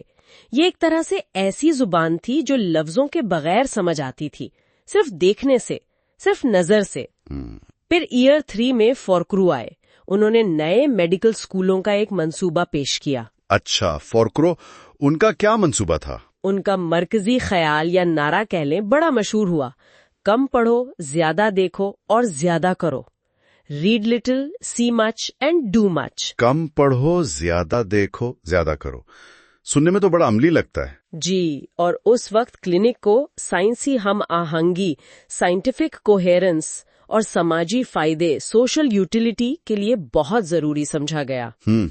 لیکن اس زیادہ دیکھو زیادہ کرو سے تعلیم کا معیار گرنے کا خطرہ نہیں تھا؟ مطلب بہت سارے طلباء اور ٹریننگ شاید سرسری ہو۔ بالکل خطرہ تھا، اور ایسا ہوا بھی۔ طلباء کی تعداد بہت زیادہ ہو گئی اور کلینکل ٹریننگ اکثر سطحی، سپرفیشل ہی رہتی تھی۔ تو پھر اس کا حل کیا نکلا؟ اس کے جواب میں پھر میڈیکل سوسائٹیاں دوبارہ منظم ہوئیں۔ انہوں نے بہتر طریقوں پر زور دیا، ایک philosophical reasoned march of method پر اور قابلیت پر، کوالیفیکیشنز پر۔ صحیح۔ और इसी नाजुक मोड़ पर कैबिनेस सामने आए। उनका नजरिया बहुत अहम था। अच्छा, कैबिनेस ने क्या कहा? उन्होंने कहा कि तिब जो है वो एक ऐसी सनत की इंडस्ट्री है जहां छोटी सी गलती भी जानलेवा हो सकती है। बात तो सही है। तो इसलिए रियासत की जिम्मेदारी है कि वो डॉक्टरों की काबिलियत, उनकी कॉम्पिटेंस को जांचे। तो उन्होंने बाकायदा सिस्टम की बात की। जी बिल्कुल। उन्होंने एक मुनज़्ज़म बंद तिब्बी पेशे, क्लोज्ड मेडिकल प्रोफेशन की तजवीज़ दी और साथ में बाकायदा इम्तिहानात की भी, जिनमें क्लिनिकल टेस्ट लाजमी हों। और क्या उनकी तजावीज़ मानी गईं? हाँ, काफी हद तक। इसी बुनियाद पर ईयर 11 का कानून बना। इस कानून ने तिब्बी पेशे में 2 दर्जे बना दिए। 2 दर्जे? हाँ, कौन कौन से? पहले थे डॉक्टर्स। ये वो थे जो बाकायदा मेडिकल स्कूल से पढ़े होते थे और क्लिनिकल टेस्ट पास करते थे। ठीक है। और दूसरे? दूसरे थे ऑफिसर्स ऑफ हेल्थ। इनकी तरबियत कम होती थी, ज्यादा जोर अमली मश्क, प्रैक्टिस पर होता था और ये अक्सर गरीबों का या देहाती इलाकों में इलाज करते थे। अच्छा, तो यहाँ प्रैक्टिस यानी सिर्फ इलाज करना और क्लिनिक यानी बीमारी को गहराई से समझना, तज्जिया करना, सिखाना, इस फर्क को बाकायदा शक्ल मिल गई। बिल्कुल, ये फर्क वाज़ेह हो गया। तो इन सारी तब्दीलियों का निचोड़ क्या निकला? अस्पताल का किरदार आखिरकार क्या बना? देखें, बुनियादी तौर पे अस्पताल एक समाजी और मौशी तब्दीली का मरकज बन गया। समाजी और मौशी? वो कैसे? वो ऐसे कि आजाद मौशत, लिबरल इकोनॉमी का दौर था। अब अमीर लोग अस्पतालों में पैसा लगाने पर तैयार हो गए, सरमायाकारी करने पर। क्यों? पहले क्यों नहीं थे? इसलिए कि अब गरीब मरीज जो थे वो क्लिनिकल मुशाहदे और तहकीक का एक कीमती जरिया बन गए थे। ओह, तो ये एक तरह का मुआहदा था। हाँ, आप कह सकती हैं, एक खामोश गैर एलानिया मुआहदा, एक कॉन्ट्रैक्ट। गरीब को इलाज मिलता था और बदले में उनकी बीमारी, उनका जिस्म अमीर तबके के फायदे के लिए इल्म यानी नॉलेज में तब्दील हो जाता था। फूको के अल्फाज याद आ रहे हैं। मदद करना आखिरकार फायदेमंद साबित हुआ, क्लिनिकल नजर की बदौलत। बिल्कुल। Helping ended up by paying thanks to the virtues of the clinical gaze. यानी गरीबों को इलाज की कीमत एक तरह से अपने जिस्म को तिब्बी इल्म के लिए पेश करके अदा करनी पड़ी। लेकिन इसकी कोई इखलाकी वजाहत, कोई मॉरल जस्टिफिकेशन भी तो दी गई होगी ना? हाँ, बिल्कुल पेश की गई। वो ये थी कि चूंकि गरीब मरीज मुआशरे से यानी रियासत से मदद ले रहा है, तो ये उसका फर्ज बनता है कि वो खुद को तिब्बी मुशाहिदे के लिए पेश करे। फर्ज? जी, गोया ये एक शुक्राने का खराज था, अ ट्रिब्यूट ऑफ ग्रैटिट्यूड। देमोजॉन की मिसाल भी दी फुको ने कि जो गैर शादीशुदा माएं थीं, जिनके बारे में समझा जाता था कि उनकी हया का एहसास कमजोर होता है, वो बेहतरीन मौजू, बेस्ट सब्जेक्ट्स थीं तहकीक के लिए। यानी वो अच्छे डॉक्टरों की तरबियत में मदद देकर अपने मौसिनों को सूद समेत बदला चुका रही थीं। बिल्कुल, यही तौजीह पेश की गई। तो ये था अस्पतालों का सबक कि किस तरह देखने, नापने और सिखाने पर मबनी एक नई तिब्बी सोच ने शक्ल इख्तियार की। जी हाँ, और इस पूरे अमल ने डॉक्टर और मरीज के रिश्ते को भी बहुत गहराई से बदल दिया। सही। अगले हिस्से में फूको इसी क्लिनिकल नजर, क्लिनिकल गेज की मजीद तफसील में जाएंगे कि ये कैसे बनी और इसने क्या किया। और ये सोचने की बात है ना कि आज के दौर में तिब्बी इल्म और मरीज का जो तजुर्बा है वो कैसे एक दूसरे पर असरअंदाज होते हैं। बिल्कुल। क्या अमीर और गरीब के इलाज में वो पुराना मुआहदा आज भी किसी न किसी शक्ल में मौजूद है?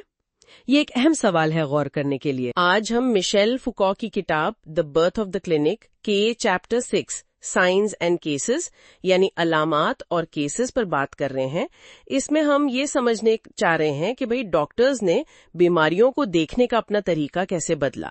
फुको बताते हैं कि कैसे जिस्म की छोटी छोटी निशानियों पर, जैसे कोई दाना, खांसी या सूजन, जिन्हें हम साइंस कहते हैं, कैसे उन पर फोकस बढ़ा और फिर इन्हीं से बीमारी की पूरी तस्वीर, एक केस को समझने का सिलसिला शुरू हुआ। जी बिल्कुल, और ये एक आप समझे बुनियादी किस्म की तब्दीली थी, पहले वाली सोच से काफी अलग। अब हर मरीज ना वो एक अनोखा केस बन गया जिससे सीखा जा सकता था। हर मरीज गोया एक किताब की तरह हो गया। डॉक्टर्स की हैसियत वो थोड़ी सी जैसे जासूस नहीं होते वैसी हो गई, जो जिस्म के इन्हीं इशारों से, इन अलामात से कोई छुपी हुई सच्चाई ढूंढ रहे थे। तो देखते हैं ये सब हुआ कैसे। पहले क्या था, मतलब अगर 18th सेंचुरी की बात करें, उस वक्त सिम्टम्स और साइंस में क्या फर्क देखा जाता था? ये काफी अहम फर्क था, है ना? हाँ, बहुत अहम था। उस दौर में सिम्टम्स, जैसे आपने कहा, खांसी है, बुखार है, ये समझा जाता था कि बीमारी फौरन जाहिर हो रही है। गोया ये सीधा इशारा थे उस असल छुपी हुई बीमारी की तरफ। लेकिन साइंस कुछ और थे। वो जैसे मुस्तकबिल का बताते थे, प्रोग्नोस्टिक, या माजी का एनामनेस्टिक, या फिर अभी क्या हो रहा है, डायग्नोस्टिक। लेकिन ये बीमारी की असल जो फितरत है ना, उससे थोड़ा फासले पर समझे जाते थे। मिसाल के तौर पर जैसे नब्ज है, उसको जिस्म के अंदर की ताकत का साइन समझ लिया, या फिर नाखूनों का नीला पड़ना शायद मौत की खबर का साइन हो। अच्छा, फिर आया क्लिनिकल दौर, क्लिनिक बेस्ड अप्रोच। यहाँ फुको डॉक्टर की निगाह यानी गेज पर बहुत जोर देते हैं। उनका एक जुमला है कि इल्म को आंखों से देखने वाला बनाना होगा। तो ये कोई आम देखना नहीं था। इस निगाह में क्या खास था? नहीं, ये सिर्फ आंख से देखना नहीं था, ये एक खास किस्म की निगाह थी, एक इदारे से, इंस्टीट्यूशन से जुड़ी हुई थी। डॉक्टर की निगाह, जिसके पास फैसला करने का, इंटरवीन करने का इख्तियार था। और ये सिर्फ मतलब मोटी मोटी चीजें या स्ट्रक्चर नहीं देखती थी, ये बहुत बारीकियों में जाती थी। रंगों का फर्क, छोटी छोटी सी गैर मामूली चीजें, टाइनी अनोमलीज जिन्हें कहते हैं। और एक बहुत अहम बात, ये सिर्फ ये नहीं देखती थी कि अभी क्या है, बल्कि आगे क्या हो सकता है का भी हिसाब लगाती थी। इम्कानात क्या हैं, खतरात क्या हैं, चांसेस एंड रिस्क्स। फुको इसे कैलकुलेटिंग गेज कहते हैं, एक हिसाब लगाने वाली निगाह। सही।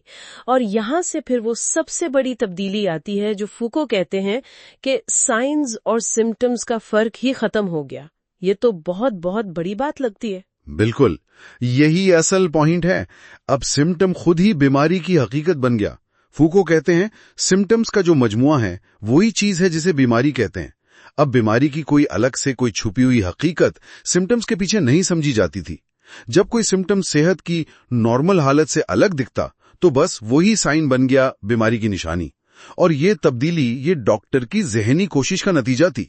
मतलब चीजों को कंपेयर करना, नॉर्मल क्या है उसे याद रखना, कौन सी चीज कितनी बार हो रही है, फ्रीक्वेंसी, उसको नोट करना, यहां तक कि ऑटोप्सी, पोस्टमार्टम से छुपी हुई चीजों को सामने लाना। अच्छा, तो इसका मतलब ये हुआ कि अगर सिम्टम्स ही बीमारी हैं तो फिर बीमारी को पूरी तरह लफ्जों में बताया जा सकता है, जैसे बीमारी एक जबान हो जिसे पढ़ा जा सके। यही फूको कहना चाह रहे हैं कि अगर डॉक्टर बिल्कुल माहिर हो जाए तो हर सिम्टम एक साइन है और बीमारी एक बिल्कुल साफ, एक स्ट्रक्चर्ड जबान की तरह समझ में आ सकती है। जो कुछ देखा जा सकता है उसे पूरी तरह डिस्क्राइब भी किया जा सकता है। बीमारी का पूरा वजूद एक डिस्क्रिप्टिव लैंग्वेज में समा गया। देखना और बोलना, ऑब्जर्व करना और डिस्क्राइब करना, ये गोया एक ही चीज बन गए। बहुत दिलचस्प। आखिर में फूको केसेस और प्रोबेबिलिटी यानी इम्कान, इसकी भी बात करते हैं। क्या इसका मतलब ये था कि हर मरीज को अब एक डेटा पॉइंट की तरह देखा जाने लगा स्टैटिस्टिक्स के लिए? कुछ हद तक कह सकते हैं, लेकिन ये शुरुआती दौर था। कोशिश ये थी कि जो गैर यकीनी है ना, अनसर्टेनिटी, उसको किसी तरह नापा जाए। हर बीमारी के वाक्य को, पैथोलॉजिकल फैक्ट को अलग करके देखा गया। फिर उसको बहुत सारे वाकयात के एक सिलसिले में, एक सीरीज में रखा गया। डॉक्टर्स ने फ्रीक्वेंसी, कितनी बार कोई चीज होती है, और एनोलॉजी, चीजों में मुमासिलत, लेकिन अब ये सिर्फ जाहिरी नहीं बल्कि फंक्शनल, काम के लिहाज से इस पर जोर देना शुरू किया। बहुत सारे केसेस को, इंडिविजुअल फैक्ट्स को जमा करके एक किस्म का यकीन हासिल करने की कोशिश थी। लेकिन फुको ये भी कहते हैं कि ये सोच अभी मतलब पूरी तरह पक्की नहीं हुई थी। डॉक्टर्स अक्सर साइंस के दरमियान जो लॉजिकल कनेक्शंस हैं और केसेस की जो स्टैटिस्टिकल प्रोबेबिलिटी है उसमें उलझ जाते थे। तो इस पूरी बहस से, इस जायजे से हमें ये समझ आता है कि जदीद मेडिसिन ने कैसे हर मरीज को सिर्फ एक बीमार इंसान की तरह नहीं बल्कि सुराखों से भरा एक केस के तौर पर देखना शुरू किया। हर केस एक तरह से एक सबक बन गया। जी हाँ, बिल्कुल। ये देखने का, समझने का और फिर बीमारी को बयान करने का एक बिल्कुल नया और काफी इनकलाबी अंदाज था। اس نے میڈیکل علم کی بنیادوں کو ہی بدل دیا۔ اور اگلے حصے میں فوکو مزید وضاحت کریں گے کہ اس کیس پر مبنی علم سے پھر کیسے نئی میڈیکل زبانیں اور کلاسیفیکیشن سسٹمز یعنی درجہ بندی کے نظام بنے۔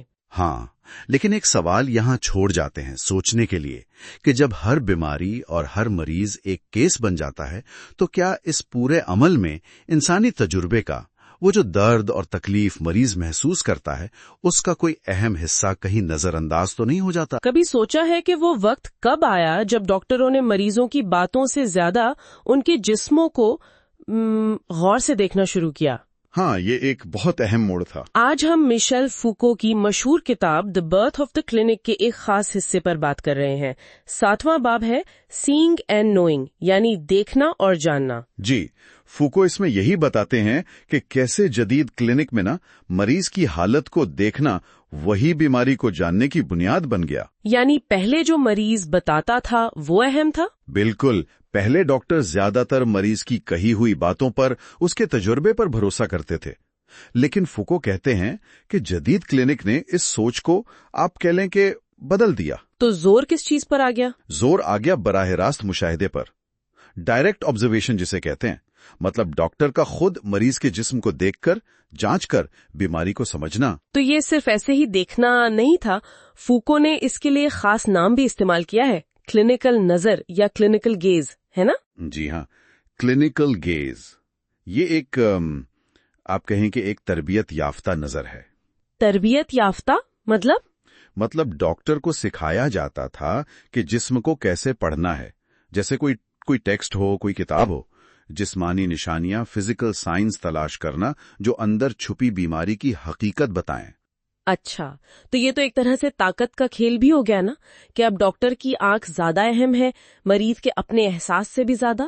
بالکل، اس نظر نے طاقت کا توازن بدلا۔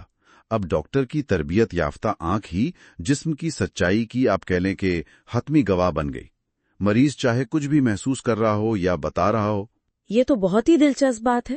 اچھا، فوکو اس نظر کی مزید قسمیں بھی بتاتے ہیں؟ جی، وہ پہلے بات کرتے ہیں خالص مشاہداتی نظر کی، پیور گیز۔ پیور گیز وہ کیا ہے؟ یہ ایسی نظر ہے جو مداخلت نہیں کرتی، بس خاموش رہ کر بغیر حرکت کیے ریکارڈ کرتی ہے کہ سامنے کیا ہے، بالکل ایک کیمرے کی طرح۔ اس کے لیے ضروری ہے کہ ڈاکٹر اپنے پہلے سے موجود خیالات، نظریات، تھیوریز، ان سب کو ایک طرف رکھ دے، یعنی بالکل خالی ذہن کے ساتھ دیکھنا۔ ہاں، فوکو تو یہاں تک کہتے ہیں کہ یہ نظر اتنی خالص ہوتی ہے کہ گویا جسم خود اس نظر سے بات کر رہا ہے، فطرت کو پڑھنے جیسے۔ لیکن صرف دیکھنا یا ریکارڈ کرنا کافی تو نہیں ہوتا ہوگا نا بیماری سمجھنے کے لیے؟ کچھ تجزیہ بھی تو چاہیے۔ صحیح کہا آپ نے، بالکل۔ یہیں پر آتی ہے دوسری قسم، جسے فوکو تجزیاتی نظر یا اینالیٹک گیز کہتے ہیں۔ اچھا، اینالیٹک گیز یہ کیا کرتی ہے؟ یہ نظر صرف دیکھتی نہیں، یہ چیزوں کی بناوٹ، ان کی اصلیت، ان کے بیچ کا جو تعلق ہے نا، اس کو سمجھنے کی کوشش کرتی ہے۔ یعنی دیکھنے کے ساتھ ساتھ سوچنا، تجزیہ کرنا۔ جی، یہ ادراک یعنی پرسیپشن کی سطح پر ہی ایک قسم کی منطق، ایک لاجک استعمال کرتی ہے، گویا دیکھنے کے عمل میں ہی ایک سمجھ، ایک انالیسس شامل ہے۔ اور یہ جو نئی طرح کی نظر تھی، یہ کلینکل نظر، یہ کہاں پروان چڑھی؟ مطلب اس کے لیے ماحول کیسا چاہیے تھا؟ ہسپتال کا کیا کردار تھا اس میں؟ بہت ہی اہم کردار تھا ہسپتال کا۔ ہسپتال ایک ایسی جگہ بن گیا جہاں بیماریوں کو ایک آپ کہیں کہ کنٹرولڈ ماحول میں دیکھا جا سکتا تھا۔ یعنی بہت سارے مریض ایک جگہ۔ جی، بہت سے مریض جن کا موازنہ کیا جا سکتا تھا۔ بار بار ایک ہی طرح کی علامات کو دیکھنے سے یعنی ریپیٹیشن سے ڈاکٹروں کو بیماری کی اصل شکل، اس کے ضروری پہلو سمجھنے میں مدد ملی۔ اور تعلیم کا کیا کردار تھا؟ ٹیچنگ کا؟ وہ بھی بہت اہم تھا۔ استاد اور شاگرد مل کر مشاہدہ کرتے تھے، یہ ایک اجتماعی تجربہ بن گیا۔ پہچاننے کا عمل اور جاننے کی کوشش، یہ سب ساتھ ساتھ چلتا تھا۔ اس سے یہ نیا علم بنتا بھی گیا اور آگے بھی بڑھتا گیا۔ تو دیکھنا اور سیکھنا ساتھ ساتھ چل رہا تھا، لیکن ایک مسئلہ تو ہوگا نا، جو دیکھا جا رہا ہے اسے بیان کیسے کیا جائے، اسے دوسروں تک کیسے پہنچایا جائے؟ دیکھنے اور زبان یعنی لینگویج کے بیچ کیا تعلق بنا؟ یقیناً یہ ایک बहुत बड़ा चैलेंज था कि जो नजर आ रहा है उसे लफ्जों में कैसे ढाला जाए। तो क्या कोशिशें हुई उसके लिए? शुरू में कोशिश हुई कि सवालात और जिस्मानी मुआयने, फिजिकल एग्जामिनेशन को जोड़ा जाए। जैसे एक डॉक्टर थे पिनल, उन्होंने तरीका बनाया कि बोले जाने वाले मरहले और देखे जाने वाले मरहले बारी बारी आएं। अच्छा, फिर कोशिश हुई तस्वीर बनाने की, टैब्लो जिसे कहते हैं। तस्वीर मतलब ड्राइंग? नहीं, मतलब एक नक्शा कि नजर आने वाली अलामत सिम्टम्स को एक मुनज्जम नक्शे की तरह पेश किया जाए, जहां हर अलामत का एक खास मतलब हो, एक सिग्निफिकेंट वैल्यू हो। मकसद क्या था इस सब का? मकसद था जामे वजाहत का, एग्जॉस्टिव डिस्क्रिप्शन, कि हर नजर आने वाली चीज को इतनी दुरुस्तगी से बयान किया जाए कि कोई शक व शुबा, कोई इबहाम न रहे। जुबान बिल्कुल आईने की तरह हो जाए, जो नजर आ रहा है उसके लिए। हाँ, बिल्कुल। जुबान का काम सिर्फ बयान करना नहीं था, बल्कि एक मुस्तकिल जखीरा अल्फाज, एक वोकैब्युलरी बनाना था जिसकी बुनियाद पर चीजों का मवाजना हो सके, उनकी दर्जाबंदी, क्लासिफिकेशन हो सके। अच्छा, और इसी अमल से वजाहत के जरिए एक आम सी अलामत यानी सिम्पटम एक वाज़े तिब्बी निशानी यानी साइन में बदल जाती थी। तो क्या इसी से वो बोलती आंख या स्पीकिंग आई का तस्वुर जुड़ा है? मतलब एक ऐसी नजर जो देखते ही सच भी जान ले और बता भी दे? बिल्कुल, ये एक तरह का आइडियल था, एक ख्वाब कि एक ऐसी कामिल नजर हो जो पूरे अस्पताल को देखे, हर वाक़े को समझे और देखते ही देखते उससे बयान भी कर दे, सिखा भी दे। जो सच्चाई वो देखे वही दूसरों को मुंतकिल कर दे। लेकिन क्या ये मुमकिन हुआ? असल में जल्दी एहसास हुआ कि जुबान पर इतना ज्यादा इन्हिसार वो खुद एक नई पेचीदगी पैदा करता है। कैसे? अब महारत सिर्फ देखने में नहीं रही, बल्कि उसे बयान करने के लिए सही जुबान इस्तेमाल करने में भी थी। यानी एक नया इल्म जुबान के गिर्द बन गया। तो क्या यहीं पर वो तब्दीली आई जिसका जिक्र फूको करते हैं, नजर यानी गेज से निगाह यानी ग्लैंस की तरफ? ये फर्क क्या है दोनों में? जी, फुको कहते हैं कि अब जोर तजुर्बे पर, हिस्सियात यानी सेंसिबिलिटी पर ज्यादा हो गया।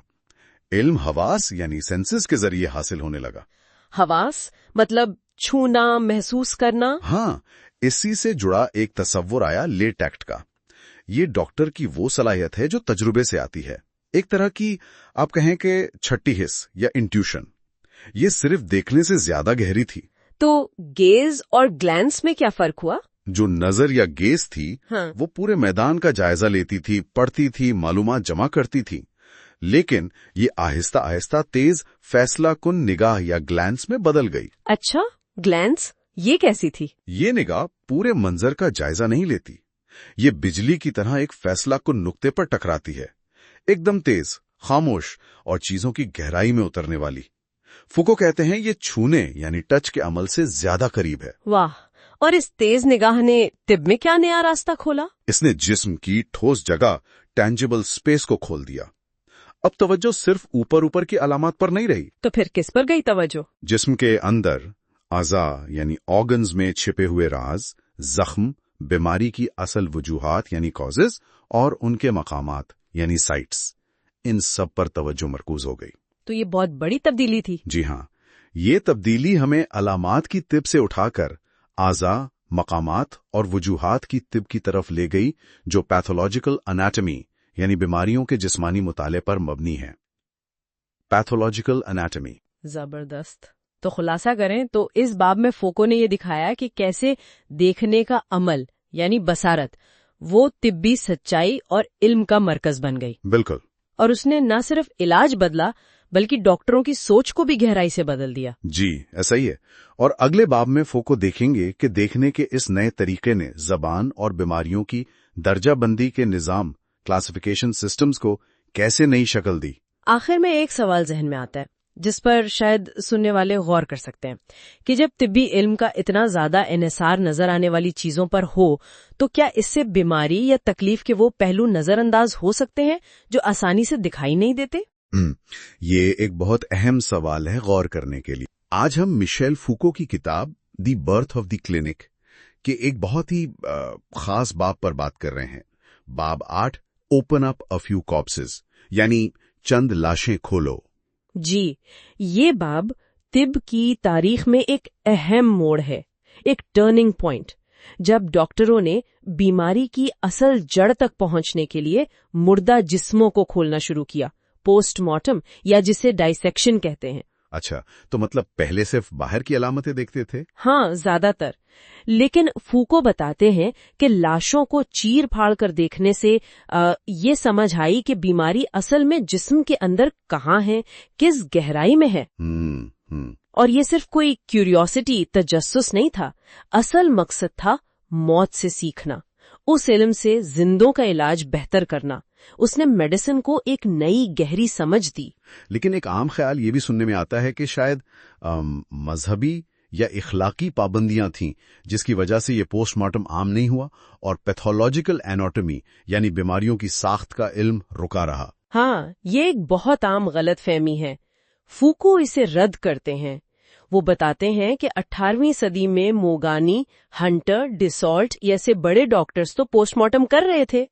ओह, अच्छा। जी, असल रुकावट फूको के मुताबिक मजहब नहीं था, बल्कि तकरीबन 40 साल तक डॉक्टरों के सोचने के दो तरीके आपस में टकरा रहे थे। दो तरीके कौन से? एक थी क्लिनिकल सोच, जो मरीज की बातों, अलामात की तरतीब, जबान, इन चीजों पर ज्यादा जोर देती थी। और दूसरी तरफ थी एनाटॉमी की तहकीक, जो खामोश जिस्म, उसकी अंदरूनी साख्त, उस पर फोकस करती थी। तो ये क्लिनिकल सोच थी जो एनाटॉमी के सबक को फौरन मानने को तैयार नहीं थी। बिल्कुल, वो हिचकिचा रही थी।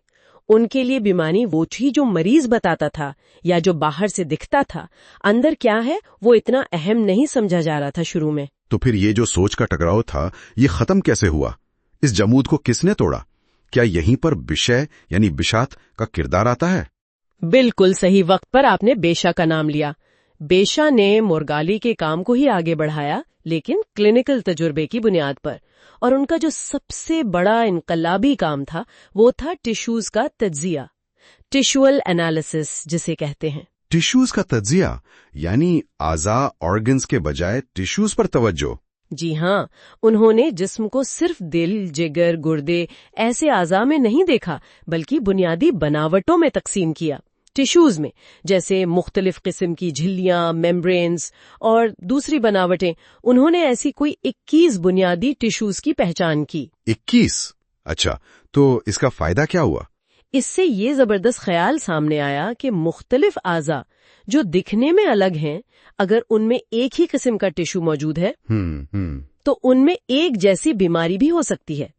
इसे आइसोमॉर्फिज्म कहते हैं। मतलब बीमारी का ताल्लुक उज़ू की जगह से ज्यादा उस टिश्यू की किस्म से है जिससे वो बना है। ये बिल्कुल नया जाविया था। वाह, यानी बीमारी की समझ अब जिस्म के नक्शे, ज्योग्राफी से हटकर उसके कपड़े यानी टिश्यूज की साख्त पर आ गई। बिल्कुल, और इसी ने डॉक्टर की नजर को बदला। वो जो मेडिकल गेज या तिब्बी निगाह है, वो कैसे बदली? मतलब सतह से गहराई तक कैसे पहुंची ये नजर? अब डॉक्टर की नजर सिर्फ ऊपर ऊपर अलामात पर नहीं रुकती थी, वो गोया अमूदी तौर पर वर्टिकली नीचे उतरी, अलामात की सतह से टिश्यूज की गहराई तक। बीमारी अब सिर्फ कुछ अलग थलग अलामतें नहीं रहीं, बल्कि जिस्म के अंदर तब्दीलियों का एक पूरा सिलसिला बन गई, जिसे आप स्टेप बाय स्टेप ट्रेस कर सकते हैं। अच्छा। फुको ने तो यहाँ तक कहा कि बीमारी जिस्म के अंधेरे में एक पोस्टमार्टम है, एक जिंदा चीरफाड़। मतलब बीमारी खुद जिस्म को अंदर से खोलकर दिखा रही है। ये तो बहुत गहरी बात है। यानी ये सिर्फ डॉक्टर का मरीज के करीब आना नहीं था, बल्कि इल्म हासिल करने का पूरा तरीका ही बदल गया। जी बिल्कुल, एपिस्टेमिक नॉलेज जिसे कहते हैं, यानी सच्चाई तक पहुंचने का रास्ता ही बदल गया। अब सच्चाई जिस्म के अंदर टिश्यूज में थी। तो जब जिस्म के अंदर इतनी गहराई में देखा गया, तो क्या उससे मौत के बारे में जो सोच थी वो भी बदली? यकीनन, बहुत गहरा असर पड़ा। बेशा ने मौत को एकदम से होने वाला वाकया नहीं समझा, बल्कि एक अमल समझा जो वक्त के साथ फैलता है। उन्होंने जुज़वी अमवात या पार्शियल डेथ्स की बात की। जुज़वी अमवात मतलब जिस्म के मुख्तलिफ हिस्से, मुख्तलिफ टिश्यूज अलग अलग रफ्तार से मरते हैं। एक ही वक्त में सब कुछ खत्म नहीं होता। उन्होंने बीमारी के असरात और मौत के करीब आने का जो अमल है, मॉर्टिफिकेशन, उसमें फर्क किया और मौत के मुख्तलिफ मराहिल का तज्जिया किया, जैसे पहले दिल रुका या फेफड़े या दिमाग। अच्छा, तो मौत को समझना भी बीमारी को समझने में मददगार साबित हुआ। बहुत ज्यादा। मौत अब खुद एक, आप कह लें, एक लेंस बन गई, एक जाविया निगाह, जिससे जिंदगी और बीमारी की हकीकत ज्यादा साफ नजर आने लगी। लाश को फौरन खोलना और मौत के इन मराहिल को देखना, इससे बीमारी के पूरे दौरानिए, उसके पूरे सफर को समझने में मदद मिली। तो इन सारी तब्दीलियों का निचोड़ क्या निकला? ये जो अनाटोमो क्लिनिकल नुक्ता नजर है, यानी अनाटमी और क्लिनिकल मुशाहिदे को मिलाने वाला तरीका, ये कैसे कायम हुआ? निचोड़ ये था कि बीमारी की जगह, उसका सीट, ये तस्वुर फिर से बहुत अहम हो गया, जैसा मुर्गैनी के यहाँ था। लेकिन अब जोर बीमारी की वजह, कॉज पर इतना नहीं था जितना बीमारी के शुरू होने की जगह, ओरिजिनल साइट, यानी टिश्यू में जो खराबी है, लीजन, उस पर था। तो तवज्जो अलामात की फ्रीक्वेंसी से हटकर इस मुस्तकिल खराबी, फिक्स्ड पॉइंट पर चली गई जो टिश्यू में है। बिल्कुल वही। और यहीं पर बेशा का वो मशहूर कॉल आता है जो एक तरह से इस पूरे अनकलाब का खुलासा है। चंद लाशें खोलो, तुम वो तारीकी फौरन दूर कर दोगे जो सिर्फ मुशाहिदे से दूर नहीं हो सकती थी। वाह, मौत की रोशनी में जिंदगी की तारीकी छुट गई। क्या बात है। जी, गोया मौत ने जिंदगी की बीमारियों को समझने का रास्ता रोशन कर दिया। आज की गुफ्तगू से ये बात तो बहुत वाज़ेह हो गई कि किस तरह मौत का सामना करने, मुर्दा जिस्मों के अंदर झांकने ने डॉक्टरों को जिंदगी और बीमारी की एक बिल्कुल नई और गहरी समझ अता की। सही कहा आपने। और अगले बाब में फूको बताएंगे कि जिस्म की ये जो नई गहरी समझ पैदा हुई, इसने कैसे बीमारियों की मजीद तफसीली दर्जाबंदी, मेडिकल क्लासिफिकेशन की राह हमवार की, और कैसे पैथोलॉजी एक बाकायदा साइंस के तौर पर उभरी। ये वाकई सोचने की बात है। जी, कि इल्म की तरक्की कभी कभी उन चीजों का सामना करने से होती है जिनसे हम शायद सबसे ज्यादा घबराते हैं। यहाँ मौत का मुताला जिंदगी को समझने की क्लीद बन गया। आज हम मिशेल फूको की किताब the birth of the clinic के 9वें बाब पर बात कर रहे हैं। उन्वान है द विजिबल इनविजिबल। जी, नजर आने वाला नादीदा। बिल्कुल।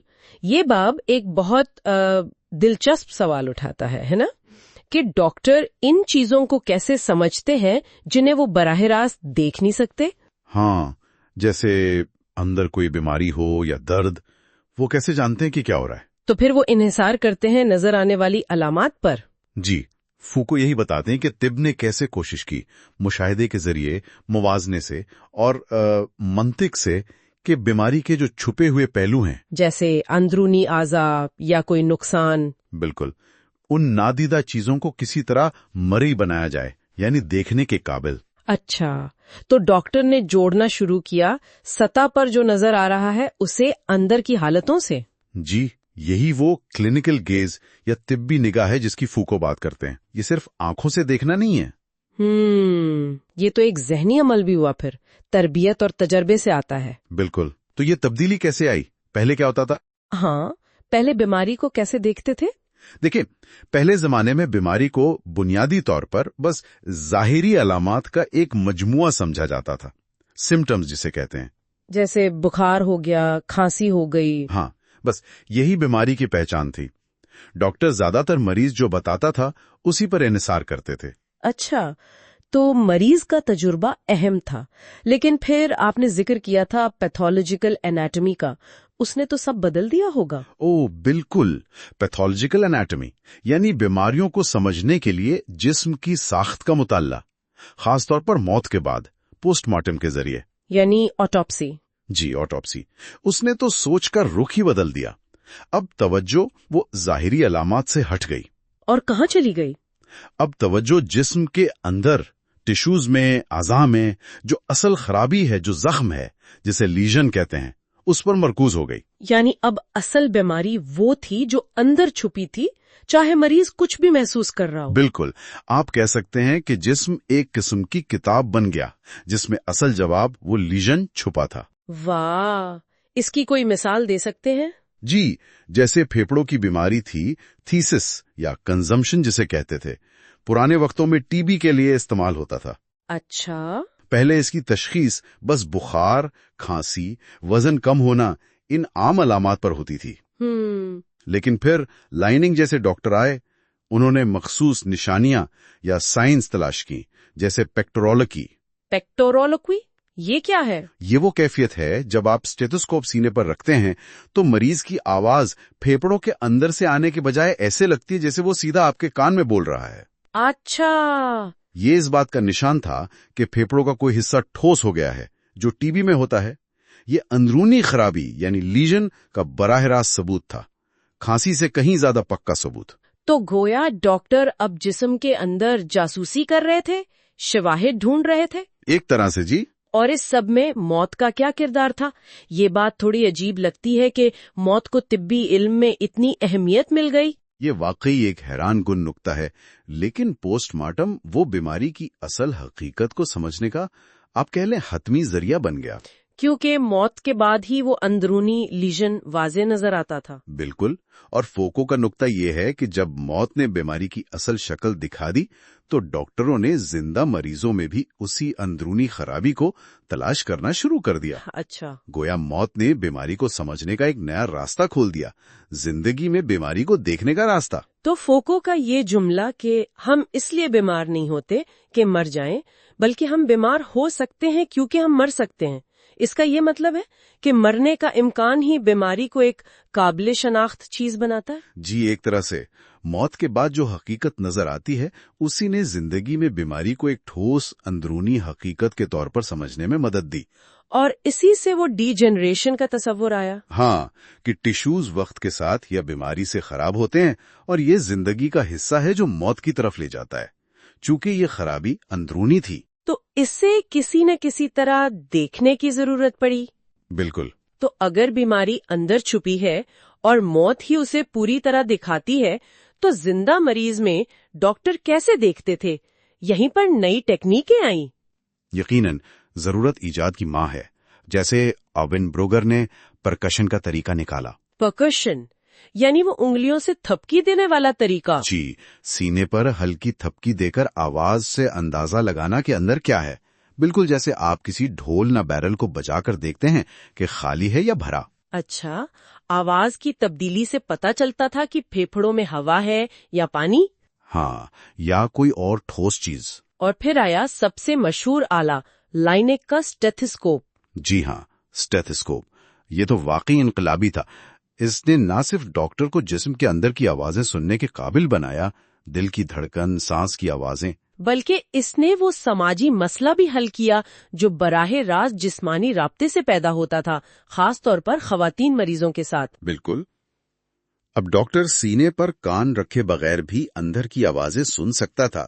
یہ ایک بڑا قدم تھا۔ تو یہ ٹیکنیکیں پرکشن اور آسکولیشن یعنی اسٹیتھوسکوپ سے سننا، انہوں نے ڈاکٹر کی نگاہ کو بصارت سے آگے بڑھا دیا، سماعت اور لمس تک۔ ہاں، مقصد یہی تھا کہ زندہ مریض میں ہی اس حالت کا اندازہ لگایا جا سکے جو موت کے بعد پوسٹ مارٹم میں نظر آئے گی۔ لیکن حتمی سچائی پھر بھی وہ نظر آنے والی جسمانی تبدیلی ہی سمجھی جاتی تھی، یعنی لیژن۔ جی، یہ ٹیکنیکیں وہ بالواسطہ طور پر اسی لیژن کی طرف اشارہ کرتی تھیں۔ کان اور ہاتھ استعمال ہوئے، لیکن سوچ اب بھی دیکھنے والی ہی تھی۔ اس نئے نقطۂ نظر کا بیماری کی سمجھ پر کیا اثر پڑا؟ کیا اب ہر مریض کی بیماری کو الگ سے دیکھا جانے لگا؟ بہت گہرا اثر پڑا۔ پہلے ڈاکٹر شاید بیماریوں کی عمومی قسموں پر زیادہ دھیان دیتے تھے، بخار، جلدی امراض وغیرہ، لیکن اب وہ یہ سمجھنے کے قابل ہوئے کہ ایک ہی بیماری مثلاً ٹی بی ہر فرد میں مختلف طریقے سے کیسے ظاہر ہوتی ہے۔ ہر کیس منفرد تھا۔ اس سرہوسس کی جو تفصیلات لکھیں وہ اسی چیز کی مثال ہے کہ کیسے ڈاکٹر باریک بینی سے ہر مریض کی منفرد حالت کو بیان کرنے لگے۔ یقیناً زبان کا استعمال بھی اہم ہو گیا، الفاظ کے ذریعے ان تفصیلات کو پکڑنا جو پہلے شاید اہم نہیں سمجھی جاتی تھیں۔ یعنی زبان بھی ایک طرح سے غیر مری کو مری بنانے کا آلہ بن گئی۔ ہاں، کہہ سکتے ہیں بیماری کی انفرادی کہانی زیادہ اہم ہو گئی۔ تو خلاصہ یہ ہوا کہ اس باب میں فوکو دکھاتے ہیں کہ جدید طب نے کیسے نئے طریقے، اوزار اور سوچ کے انداز اپنائے تاکہ جسم کی گہرائیوں میں چھپی بیماریوں کو سمجھا جا سکے۔ جی، یہ صرف آنکھوں سے دیکھنے کا عمل نہیں تھا، بلکہ موت کے تصور کو استعمال کر کے نئی تکنیکوں کے ذریعے نادیدہ کو دیکھنے کے قابل بنانے کا ایک پورا فکری سفر تھا۔ اور یہ تبدیلی، جیسا کہ آپ نے کہا، صرف تشخیص تک نہیں رکی۔ نہیں، بالکل نہیں۔ फूको अगले बाब में इसी पर बात करेंगे कि उसने तिब्बी जबान और डॉक्टर और मरीज के ताल्लुकात को कैसे बदला। ये समझना कि बीमारी अंदर दिखती कैसे है, उसने इलाज और बातचीत के तरीके भी बदल दिए। बहुत खूब। आज की गुफ्तगू खत्म करते हुए एक आखिरी ख्याल जहन में आ रहा है। जी, आज हमारे पास MRI, CT स्कैन जैसी टेक्नोलॉजीज हैं। ये तो बराह रास्त जिस्म के अंदर झांक सकती हैं। तो क्या आज भी तिब में ये बुनियादी कोशिश अंदर झांकने और नादीदा को मरी बनाने की जुस्तजू किसी न किसी शक्ल में जारी नहीं है? बहुत दिलचस्प सवाल है। मेरा ख्याल है कि बुनियादी जुस्तजू तो वही है।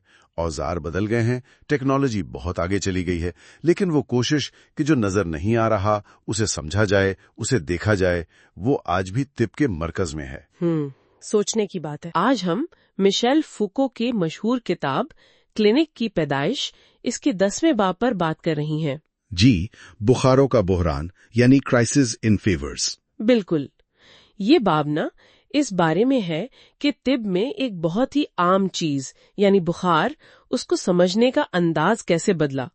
ये 18वीं सदी के आखिर और 19वीं सदी के शुरू की बात है ना? जी हाँ, बिल्कुल। और ये तब्दीली, ये बहरान, ये सिर्फ बुखार के बारे में नहीं था। ये दरअसल बीमारी को देखने के दो बिल्कुल मुख्तलिफ तरीकों के दरमियान एक टकराव था। पुराना दर्जाबंदी वाला निजाम, जिसे नोसोग्राफी कहते हैं। हाँ, नोसोग्राफी। और दूसरा नया तशरीही क्लिनिकल यानी एनाटोमो क्लिनिकल, जो बीमारी को जिस्म के अंदर ढूंढता था। ये बहस कोई 25 साल तक चली थी, तकरीबन 1808 से 1832 तक। ये तिब की सोच में एक बहुत बुनियादी तब्दीली थी। अच्छा, तो पुराना नजरिया क्या कहता था बुखार के बारे में? बस एक आम सी हालत? जी, उमूमी रद्द अमल। कुछ लोग तो उसे फायदामंद भी समझते थे। जैसे स्टॉल का ख्याल था कि फैब्रैकोले का मतलब है जिस्म से कुछ निकालना, पाक करना। ओह, अच्छा। और मॉर्गेनी ने भी तो पोस्टमार्टम यानी मौत के बाद जिस्म के मुआयने में नोट किया था कि अक्सर शदीद बुखार की कोई वाज़ेह वजह नहीं मिलती जिस्म में। बिल्कुल। इससे यही लगता था कि बुखार बस एक उमूमी चीज है, अलामात पर ही ध्यान देना चाहिए, किसी खास उज़्व का मसला शायद नहीं है। लेकिन फिर बिछात आए जिन्होंने जिस्म की बाफ्तों यानी टिश्यूज पर जोर दिया। उससे तो फिर सवाल उठ खड़े हो गए होंगे। यकीनन। सबसे बड़ा सवाल ये था कि जिस्म में जो खराबी, जो लीजन नजर आती है, क्या वो खुद बीमारी है या सिर्फ बीमारी की जगह है? और ये भी कि क्या हर बीमारी में कोई ना कोई लीजन होता भी है? बिशात ने खुद ये माना था कि शायद बुखार जैसी हालतों या आसाबी तकलीफों में कोई नजर आने वाली खराबी ना हो। लेनेक ने भी शुरू में यही फर्क रखा था, उज़वियाती यानी ऑर्गेनिक बीमारियां और आसाबी यानी नर्वस बीमारियां। यहीं पर पिनल का किरदार बड़ा दिलचस्प लगता है। वो तो नोसोग्राफी यानी अलामात की बुनियाद पर दर्जाबंदी के माहिर थे। जी, वो दर्जाबंदी के हामी थे। तो उन्होंने बुखारों को अलामात के हिसाब से तो बांटा, लेकिन साथ ही उन्हें जिस्मानी निजामों से भी जोड़ दिया, जैसे एंजियोटोनिक या मीनिंगोगैस्ट्रिक। हाँ, यही तो दिलचस्प बात है। वो दर्जाबंदी भी कर रहे थे, लेकिन लाशऊरी तौर पर लोकलाइजेशन यानी बीमारी को जिस्म के किसी हिस्से से जोड़ने वाली जुबान भी इस्तेमाल कर रहे थे। ये तो अजीब बात है। पिन्नल का ख्याल था कि जिस्म में नजर आने वाली खराबी, लीजन, वो बीमारी का नतीजा है, उसकी वजह नहीं। अच्छा, और फिर ब्रूसेज आए एक बड़े चैलेंजर के तौर पर। जी बिल्कुल। 1816 में उनकी किताब आई एग्जामिन द ला डॉक्ट्रिन। वो एक तरह से इनकलाबी थे। उनका मरकजी ख्याल था कि कोई बुनियादी, कोई एसेंशियल बुखार नहीं होता। मतलब ये कि हर बुखार जिसमें कहीं न कहीं होने वाली जलन या इरिटेशन का नतीजा है, खास तौर पर मेदे और आंतों की जलन, जिसे उन्होंने गैस्ट्रोएंटेराइटिस कहा। ओह, तो उनके ख्याल में हर बुखार की जड़ मेले में थी। ज्यादातर। जी, उन्होंने इस बात पर बहुत जोर दिया कि बीमारी को जिस्म के किसी खास हिस्से से जोड़ना यानी लोकलाइज करना जरूरी है, चाहे वहां कोई नजर आने वाली लीजन ना भी हो। उनके लिए बीमारी कोई अलग से वजूद रखने वाली चीज नहीं थी, बल्कि जिस्म का एक उज़वियाती रद्द अमल, एक ऑर्गेनिक रिएक्शन थी। वाह, ये तो वाकई पुराने नजरियात से बिल्कुल मुख्तलिफ सोच है। तो इसका असर क्या हुआ? क्या लोगों ने उनकी बात मान ली? फौरन तो नहीं, लेकिन ब्रूसेज ने एक तब्दीली पर मजबूर जरूर किया। भले ही उनका यह नजरिया कि हर बुखार गैस्ट्रोएंटेराइटिस है बाद में रद्द हो गया या इसमें बेहतरी लाई गई, लेकिन बीमारी को जिस्म के अंदर देखने, उसे लोकलाइज करने और जिस्मानी अमल यानी फिजियोलॉजिकल प्रोसेसेस की बुनियाद पर समझने पर उनके इसरार ने बहुत गहरा असर डाला। उसने एनाटॉमी को पुरानी सिर्फ अलामात पर मबनी दर्जाबंदियों से आजाद करने में मदद दी। उनका अपना पस मंजर भी तो काफी मुतनव्वे था, शायद उससे भी मदद मिली हो। 18वीं सदी की तिब, बहरी सर्जन, फिर पिनेल, बिशैत, कॉर्विसार्ट, सबसे सीखा। बिल्कुल, उनके तजुर्बे ने उन्हें एक मुनफरिद जाविया दिया। उनका तरीका 3 मरहलों पर मबनी था। पहला, अलामात और आज़ा के ताल्लुक को समझकर बीमार उज़्व की पहचान करना। ठीक है। दूसरा, ये वजाहत करना कि वो उज़्व बीमार कैसे हुआ, जलन से, बैरूनी अवामिल से। और तीसरा इलाज तजवीज करना जो सिर्फ अलामात नहीं बल्कि वजह और असर दोनों को खत्म करे। ये बीमारियों के नामों की तिब से मर्जियाती रद्द अमल यानी पैथोलॉजिकल रिएक्शंस की तिब की तरफ एक बड़ा कदम था। तो आहिस्ता आहिस्ता दूसरे डॉक्टर भी इस तरफ आ गए। जी हाँ, चौमेल और एंड्रिल जैसे डॉक्टरों ने भी आखिरकार लोकलाइजेशन के नजरिए को अपना लिया, अगरचे ब्रुसाई के तमाम नजरियात से मुत्तफिक ना भी हों। तो खुलासा ये है कि ये बाब हमें दिखाता है कि कैसे बुखार जैसी एक आम सी अलामत पर होने वाली बहस दरअसल बीमारी की तारीफ ही बदलने का बायस बनी। तवज्जो तस्जीदी दर्जाबंदियों से हटकर जिस्म के अंदर किसी खास जगह पर होने वाले काबिल मुशाहिदा अमल पर मरकूज हो गई। बिल्कुल, और ब्रूस है, बावजूद इसके कि उन पर बाद में काफी तनकीद हुई, इस नई तिब्बी निगाह इस मेडिकल गेज को कायम करने में एक कलीदी हैसियत रखते हैं। बहुत दिलचस्प। और आखिर में एक सवाल ये भी उठता है कि बीमारी को सिर्फ जिस्म के किसी हिस्से की खराबी, सिर्फ लीजन तक महदूद कर देने से क्या हमने बीमारी के कुछ और पहलुओं को नजरअंदाज कर दिया? क्या पुराने नजरियात में अपनी तमाम खामियों के बावजूद कुछ ऐसी बात थी जो इस नई ज्यादा साइंसी नजर में कहीं खो गई? मतलब क्या जख्म ही सब कुछ होता है? ये वाकई सोचने की बात है। ये बाब वाकई जाहिर करता है कि तिब की बदलती हुई नजर किस तरह जानी पहचानी चीजों को भी बिल्कुल नया रूप दे सकती है।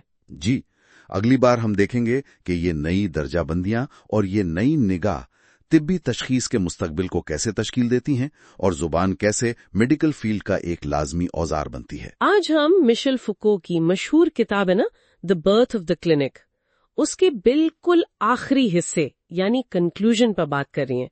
फुको यहाँ आकर ना अपनी पूरी किताब की जो अहम बातें हैं उन्हें समेटता है। बुनियादी बात वो ये कह रहा है कि आज जो हम मेडिकल नॉलेज समझते हैं वो सिर्फ साइंस की वजह से नहीं है, बल्कि तारीख में ना देखने और सोचने का एक खास अंदाज बना, एक खास निगाह मतलब गेज, जिसने इंसानी जिस्म को एक तरह से मुताले की चीज बना दिया। जी बिल्कुल, और फूको का जोर इस बात पर है कि मेडिसिन की जो ताकत है वो सिर्फ इलाज करने में नहीं है, बल्कि बीमारी को देखने, उसकी दर्जाबंदी करने और उसके बारे में एक खास तरीके से बात करने में भी है। यानी ये सिर्फ इल्म नहीं, इसमें ताकत यानी पावर का एक निजाम भी शामिल है। तो फिर सवाल ये बनता है कि जो मेडिकल सच्चाइयां हैं क्या वो वाकई ऑब्जेक्टिव है, मतलब गैर जानिबदार है, या इनके पीछे हमारी सोच, हमारे इदारे और तारीख का भी कोई किरदार है? बिल्कुल, यही फोको का बड़ा चैलेंज है। वो कहता है तिब को सिर्फ इल्म नहीं बल्कि ताकत के निजाम के तौर पर भी देखो।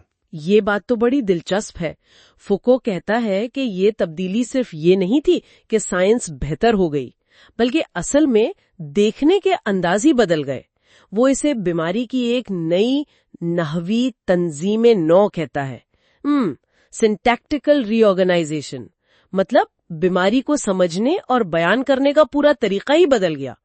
पहले जो चीजें शायद नजर नहीं आती थीं या अहम नहीं समझी जाती थीं, वो अब मरकजी बन गईं। हाँ, और ये अचानक नहीं हुआ। इस तब्दीली के लिए ना कुछ शराइत जरूरी थी, जैसे अस्पतालों का नया निजाम बना, मुआशरे में मरीज का किरदार बदला, सरकारी मदद और मेडिकल तजर्बे में एक ताल्लुक बना। मरीजों को एक इज्तमाई, एक जैसी जगह, होमोजीनियस स्पेस जिसे कहते हैं, वहां लाना जरूरी हो गया था, ताकि उनका मुशाहिदा आसान हो। जी बिल्कुल, ताकि उनका मुशाहिदा किया जा सके, उनका मवाजना हो सके। फिर जबान का किरदार भी था। एक ऐसी जबान चाहिए थी जो बिल्कुल साफ साफ बताए कि क्या देखा जा रहा है, यानी जो नजर आ रहा है विजिबल और जो बोला जा रहा है एक्सप्रेसिबल, उनमें एक पक्का मौरूजी ताल्लुक हो। साइंसी गुफ्तगू, साइंटिफिक डिस्कोर्स का इस्तेमाल बिल्कुल नए तरीके से शुरू हुआ। जो देखो वो बयान करो, और जो बयान करो उससे अपना तजुर्बा साबित करो। अच्छा। और इस सब की बुनियाद वो लाश पर रखी गई, यानी कॉर्प्स पर, जिस्म को खोलकर अंदर देखना। इसीलिए तो पैथोलॉजिकल एनाटॉमी यानी बीमारियों को समझने के लिए जिस्म का पोस्टमार्टम करना वो इसी दौर में उरूज पर पहुंची। ये कोई इत्तेफाक नहीं था ना। तजुर्बे के तवाज़ुन के लिए फुको कहता है ये जरूरी था कि फर्द पर जो निगाह मरकूज थी और जो तफसील बताने वाली जबान थी, उसे मौत की एक ठोस नजर आने वाली बुनियाद मिले। वो तो यहां तक कहता है कि मौत तिब्बी तजुर्बे का ठोस पेशगी उसूल बन गई, यानी कॉन्क्रीट अ प्रायोरी। ये बात तो मुझे बहुत हैरान कुन लगी कि मगरबी इंसान ने खुद को साइंस का मौजू, ऑब्जेक्ट ऑफ साइंस कैसे समझा, अपनी ही मौत और फना के जरिए। ये तो बड़ी अजीब बात नहीं? हाँ, अजीब तो है, लेकिन फोको का तज्जिया यही है। वो कहता है जैसे गैर माकूलियत अनरीजन के तजुर्बे से नफ्सियात साइकोलॉजी पैदा हुई, इसी तरह मौत को तिब्बी सोच में मरकजी हैसियत देने से फर्द की साइंस के तौर पर तिब पैदा हुई। जदीद कल्चर में ना फर्द होने का जो एहसास है, इंडिविजुअलिटी, वो मौत के तजुर्बे से जुड़ा हुआ है। मौत फर्द को एक माना देती है जो उसके साथ खत्म नहीं होता। अच्छा, तो इसीलिए इंसानी उलूम, ह्यूमन साइंसेज में मेडिसिन इतनी अहम है, क्योंकि ये इंसान के फानी होने, उसकी महदूदियत, फिनिट्यूड के एहसास से सबसे ज्यादा करीब है। बिल्कुल। फुको कहता है ये इन तमाम उलूम में से सबसे ज्यादा इस बशरियाती साख्त, एंथ्रोपोलॉजिकल स्ट्रक्चर के करीब है जो इन सब को सहारा देती है। सेहत में एक तरह से निजात, सैल्वेशन की जगह ले ली है ना, क्योंकि तिब्बे जदीद इंसान को बार बार उसकी महदूदियत का चेहरा दिखाती है, मौत का खौफ भी दिलाती है और उसे टालने का, उसका तोड़ करने का वादा भी करती है। इसीलिए बेखैट, जैक्सन, फ्रॉइड जैसे लोगों की अहमियत सिर्फ ये नहीं कि वो डॉक्टर भी थे और मुफक्किर भी, बल्कि ये कि उनका काम दिखाता है कि तिब्बी सोच इंसान के फलसफियाना मकाम, फिलोसॉफिकल स्टेटस से कितनी गहरी जुड़ी हुई है। और फुको ये भी निशानदही करता है कि ये सारी तब्दीलियां 18वीं सदी के आखिर में हुई, लेकिन हम आज भी तकरीबन 200 साल बाद भी उन्हीं बुनियादी साख्तों, फंडामेंटल स्ट्रक्चर्स के असर में हैं जो उस वक्त बनी थीं। हमारी आज की जो मेडिकल समझ है वो इसी तारीख का तसलसल है। बिल्कुल। फुको का ये इख्तितामिया हमें असल में चैलेंज करता है कि हम आज जिस तरह मेडिकल इल्म पर भरोसा करते हैं, इसे इस्तेमाल करते हैं, इस पर जरा तनकीदी नजर डालें। ये याद रखें कि जो निज़ाम हमें बहुत साइंसी, बहुत मौजूई लगते हैं, उनकी भी अपनी एक तारीख है और उनमें ताकत के रिश्ते, पावर डायनामिक्स पोशीदा होते हैं। तो आखिर में एक सवाल शायद सबके लिए छोड़ जाते हैं कि ये जानने के बाद कि मेडिकल इल्म की बुनियादें तारीख में कैसे बनी, क्या आज डॉक्टरों के साथ हमारे ताल्लुकात या सेहत की नई टेक्नोलॉजीज के बारे में हमारी सोच में कोई फर्क आना चाहिए? अच्छा, इस गुफ्तगू के साथ ही अगर इस वीडियो से नाजरीन को कुछ मदद मिली हो तो प्लीज चैनल को सपोर्ट करने के लिए लाइक, शेयर और सब्सक्राइब जरूर करें। पाकिस्तान से बाहर रहने वाले दोस्त सुपर थैंक्स के जरिए या चैनल मेंबर बनकर सपोर्ट कर सकते हैं, और पाकिस्तान में रहने वाले दोस्त जैज कैश या रास्ट आईडी के जरिए अपना हिस्सा डाल सकते हैं। पिंड मुकम्मल सपोर्ट की तफसीलात इस वीडियो के नीचे पिंड कमेंट में दी गई हैं। आखिर तक हमारे साथ रहने का बहुत शुक्रिया। मजीद वीडियोस के लिए हमजा याकूब के साथ रहें।